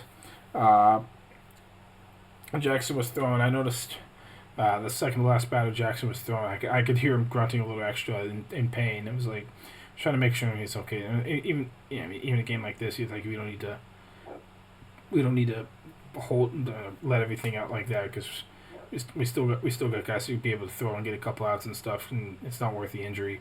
It's been a 7-2 game, but Kevin Norris hits a RBI single, and at that point, I think with 2 outs, I think Jackson was done. We just brought in J-So to finish off the inning. He went 1, 2, 3 pitches to Packers, so that was nice to see. He still got it with the rest time and stuff, but I mean, Dan we just couldn't hit Dan at the end in the for innings 3, 4, and 5, and strikes out Sawyer to end it, and that's the game. Ended up losing that one 8-2. It was a tough ending for how our tournament had gone. I don't think it's a representation. I don't think anyone sees it as a representation, but I mean we still lost 8-2 in the final. It's an unfortunate way to go out. I was gonna say, you're not the first team to make it to the finals and have a great run, and then the game doesn't go to the way they want it to go, and that happens. Yeah, but it was just the experience. Just I think just beat us there, and the lack of communication I think just hurt us. I think it's something I've kind of said I'm going to try to do more of is communicate more and maybe try to take more reins on that in terms because I mean I have the pitching experience from baseball and also being I'm a baseball pitching coach at my college, so just being able to communicate that more will be big for us, and that's just the one game we mismanaged. Yeah, and that's a good lead segue to my last question. I think more of is you asked me the same question, but let's go with the same question. So, what did you learn from this one, or like how did you feel this one went? And I feel like you already kind of said, but what's now from this one, this Uwiffs in 2025? What have you learned to go into 2026 wiffleball season and for Uwiffs in 2026? Yeah, I feel like if we're clicking on all cylinders, we got cylinders where we got a chance to win this thing, to be able to win the whole thing. I mean, there was still some stuff we didn't do right either. I mean, I know Jackson and I were both top 5 in hits, but I think I know Sawyer and Connor were splitting time in that 4 spot for hitting as well. But I think Dustin, Sawyer, and Connor had the same number of hits as Jackson did by himself. So we at times we were struggling for that. For that, it almost felt like on Sunday we had made 2 main hitters, which I know we've kind of talked about, but I know it's like imagine we had this Connor that's hitting now in BLW with us, like hitting the way he is now in the Uwiffs. That could have been huge for us, and just, and with Connor not feeling good, with Jackson's arm not feeling good for the second day, it's like and this was our first time playing together as this group of 5. That was a big thing for us. Was also just we're even learning stuff in the Black Dog game, when Tui had a double to it was the opposite field, like to left center, for a double, which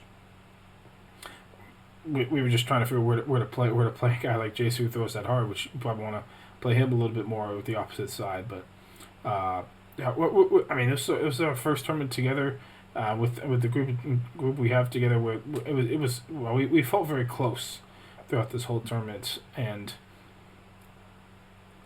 for that to be our first tournament and be able to make it to the final of the biggest tournament in the world, finishing second this year, it felt like there's a lot of hope for the future, and to be able to continue on with a team like this.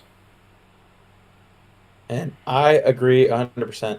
I think your team is the position you're in as a team is a little bit different. When a team makes it that far in a tournament, there's nothing like much you want to change. I think C4 showed that they made it to the finals in 24, lost in a close game, but then in 25 ran with the same team and made it. And I think that's like where you get a little difference between your and my situation. Like my situation is, I made it to the round of 24. We're probably not running back the same team. If Logan's watching this, I'm really sorry. I don't think that's going to happen. Like I don't think Kenny's going to come back to the Pandas. I don't think we're going to go back with the same team. So it's like, what am I looking for to give myself the best chance of winning? But for Socal, you guys have a really good chance of shocking the world next year, as you guys now are known as one of the top tier teams. So now being known as one of the top tier teams, but the number 2 team in the nation, how does that feel? Going on a more positive, how does that feel being known as the number 2 team in the nation? Yeah, I mean, it was. I mean, it was. I mean, that whole tournament was very cool for us. Um, yeah, had some people. I mean, we had some expectations, but I think from what I could probably see, it was like we were like a fringe Sunday team. It's like maybe if we get the right matchup, we can make it into Sunday, or maybe we make it to the final 16. That's it. Um, but I felt like that was kind of the what people had kind of thought for us. But I think this tournament showed that we were able to do a lot more, and be able to have success at a level like this. Even though, those four guys are all 21. I'm the geezer on the team at 26. The fat geezer at that. So, Okay, buddy. Chill out. at 26. So I mean, Positivity. those honesty. those guys are Positivity. those guys are gonna I believe are gonna keep getting better, just with more experience, things like that. I'm kind of at the point where I'm kind of like in the prime years per se, whereas they're still like entering their prime. So I can't wait to see what they got. But it's just about sticking through it. Through I mean this is not going to be we're not going to make it to the final every year. I highly doubt we will. So it's just about just sticking together, working together. I think this year kind of showed that we have the ability to do it. I know Jaso had some talk about like, how much longer was he going to continue doing wiffleball. After like this in the BLW tournaments, and I think this is gonna help turn him around, and I think it woke up Chaso a lot after his national championship, or after like making it. Yeah, I think the big one was that Black Dog game. He told us. I mean, we were chilling at the house after all these games and stuff, and he's looking around. It's like, man, you guys don't know how many 1-0 games I've lost just because of one little hit and just can't have the offense going.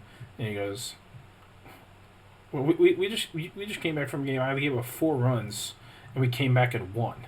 It's like he was he almost felt like he was in awe of that, of just us being able to have a chance to be able to give him a chance and that. So I think he's found his group, and I think this will be a great group for us to continue on in the future. As long as everything keeps working together, I like her. I like her chances. I think at some point in the future we got a great shot to be able to get one of these. And I agree. And I think like going off of Jaso too, like playing with him at the Moef Classic, he was like talking about like he was like the Uwiffs is my last ever tournament. Like I'm giving everything I got, and I'm done, and I'm never gonna play football again. And I think that group you guys had really made him enjoy the game again, and you could see the fun he was having. You could see the joy he was having, which was awesome to watch. And I think that's kind of spread to like BLW. I know we'll talk more about that later. So it was really fun. You guys are my friends, so it was really cool to see my friends succeed at a high level. It was really cool, even though you guys lost. Like that's a celebratory tournament. Like you guys made it to that part. You guys made it that far, and only up from here. Oh, we hope it's only up from here. I mean, only place up from there in terms of that tournament is winning it. So that's hopefully going to be the goal for us. But we know we're not going to have that target on our back, and that was something that was talked about in the live stream was with our bracket was how they deal with being the hunted versus the hunter. And it was like poor. I know, like for me and Dustin, we're always the hunted out here in California. Whether it be the fast pitch stuff out here or even the medium pitch stuff out here, we're always the guys being hunted and the guys that always want to beat, and a lot of times we end up winning, even when we're on separate teams. So, okay, we're used to. I mean, even in Ma, Ma and Uwiffs combined. We get it. Was it Ma and Uwiffs combined? We were. What was the number? We were 15-2 in Ma and Uwiffs combined. We went 9-1 in Ma, and then 6-1 at Uwiffs. So, I think we're starting to move more to that hunted role versus hunter, and that's something I like a lot. Yep, and I agree, and I think you guys proved a lot of people wrong. And I think like for the viewers that are like Steven, like Steven, why would Steven say that they don't know if they'll ever make a finals again? Like, that sounds like he's not confident. It's not that. Like, Uwiffs is one of those tournaments where a lot has to go right for you to continuously play the tournament. And it takes a high quality team playing at high level and things going right. And they took that and made it to the made it to the championship game, and they definitely have the skill to do it again. And so, congratulations. Yeah, you just got to be able to do it again. I mean, Got to be able to do it again. we saw a team like a very talented team in the meets make it in 2021, and then since then they've been the Sunday every year, but then they've not been able to get past, the final eight. So, same with the Phenoms. Phenoms made it 22, and you got knocked out in the final 4 and 23, final 8. Actually lost on a walk-off homer to Black Dog in 24. And then you have a year like this for them where it's like you're just out of the blue. Even though the Phenom are going to be the team next year, that's like crazy. Yeah, this team's done some shake. This 2025 Uwiffs has done some shaking up for things. It's gonna be fun next year. Yeah, we'll see. That's for that's a long ways down the road to think about what teams will look like next year. But hey, Steven, say your famous quote. I'll tell you what Socal is gonna. What the plan for Socal is, and we don't plan on switching this up. Yeah, we don't know. We know where Steven's gonna be. Tommy, we have no clue. I have some fun things coming up on the couch. Tommy's gonna be running. Tommy and Brian are gonna switch. You and Brian are gonna switch spots. You're gonna be running the live streams this year. I'm gonna throw this at you, but it won't go through. You if you want to keep starting talking trash, keep talking. All right. Run the mouth. Right. You're gonna regret that. You're going to. All right, that was just a fun banter we had. That was all fun. All love here. Oh man. All right, I think we're way past the time of like. You got any more questions, or should we wrap this up? I think we should wrap this up. You answered all of my questions with thorough detail, as you do usually. Yeah, it was a very interesting and very fun 2025 UWIF tournament. Thank you guys for listening again. It's been a little while since we put one of these out there, but this is part 1 of episode 62 of the That's Scuffed Up Podcast. We will be back in the future to talk BLW and how these first 2 tournaments have gone so far with the team so far. So if you got any closing remarks, Tommy, let me know. No, I think this time I'm just gonna stay silent. All right, sounds good. Appreciate you guys watching. The other part will be out pretty quickly, so stay tuned for that, and we will see you later.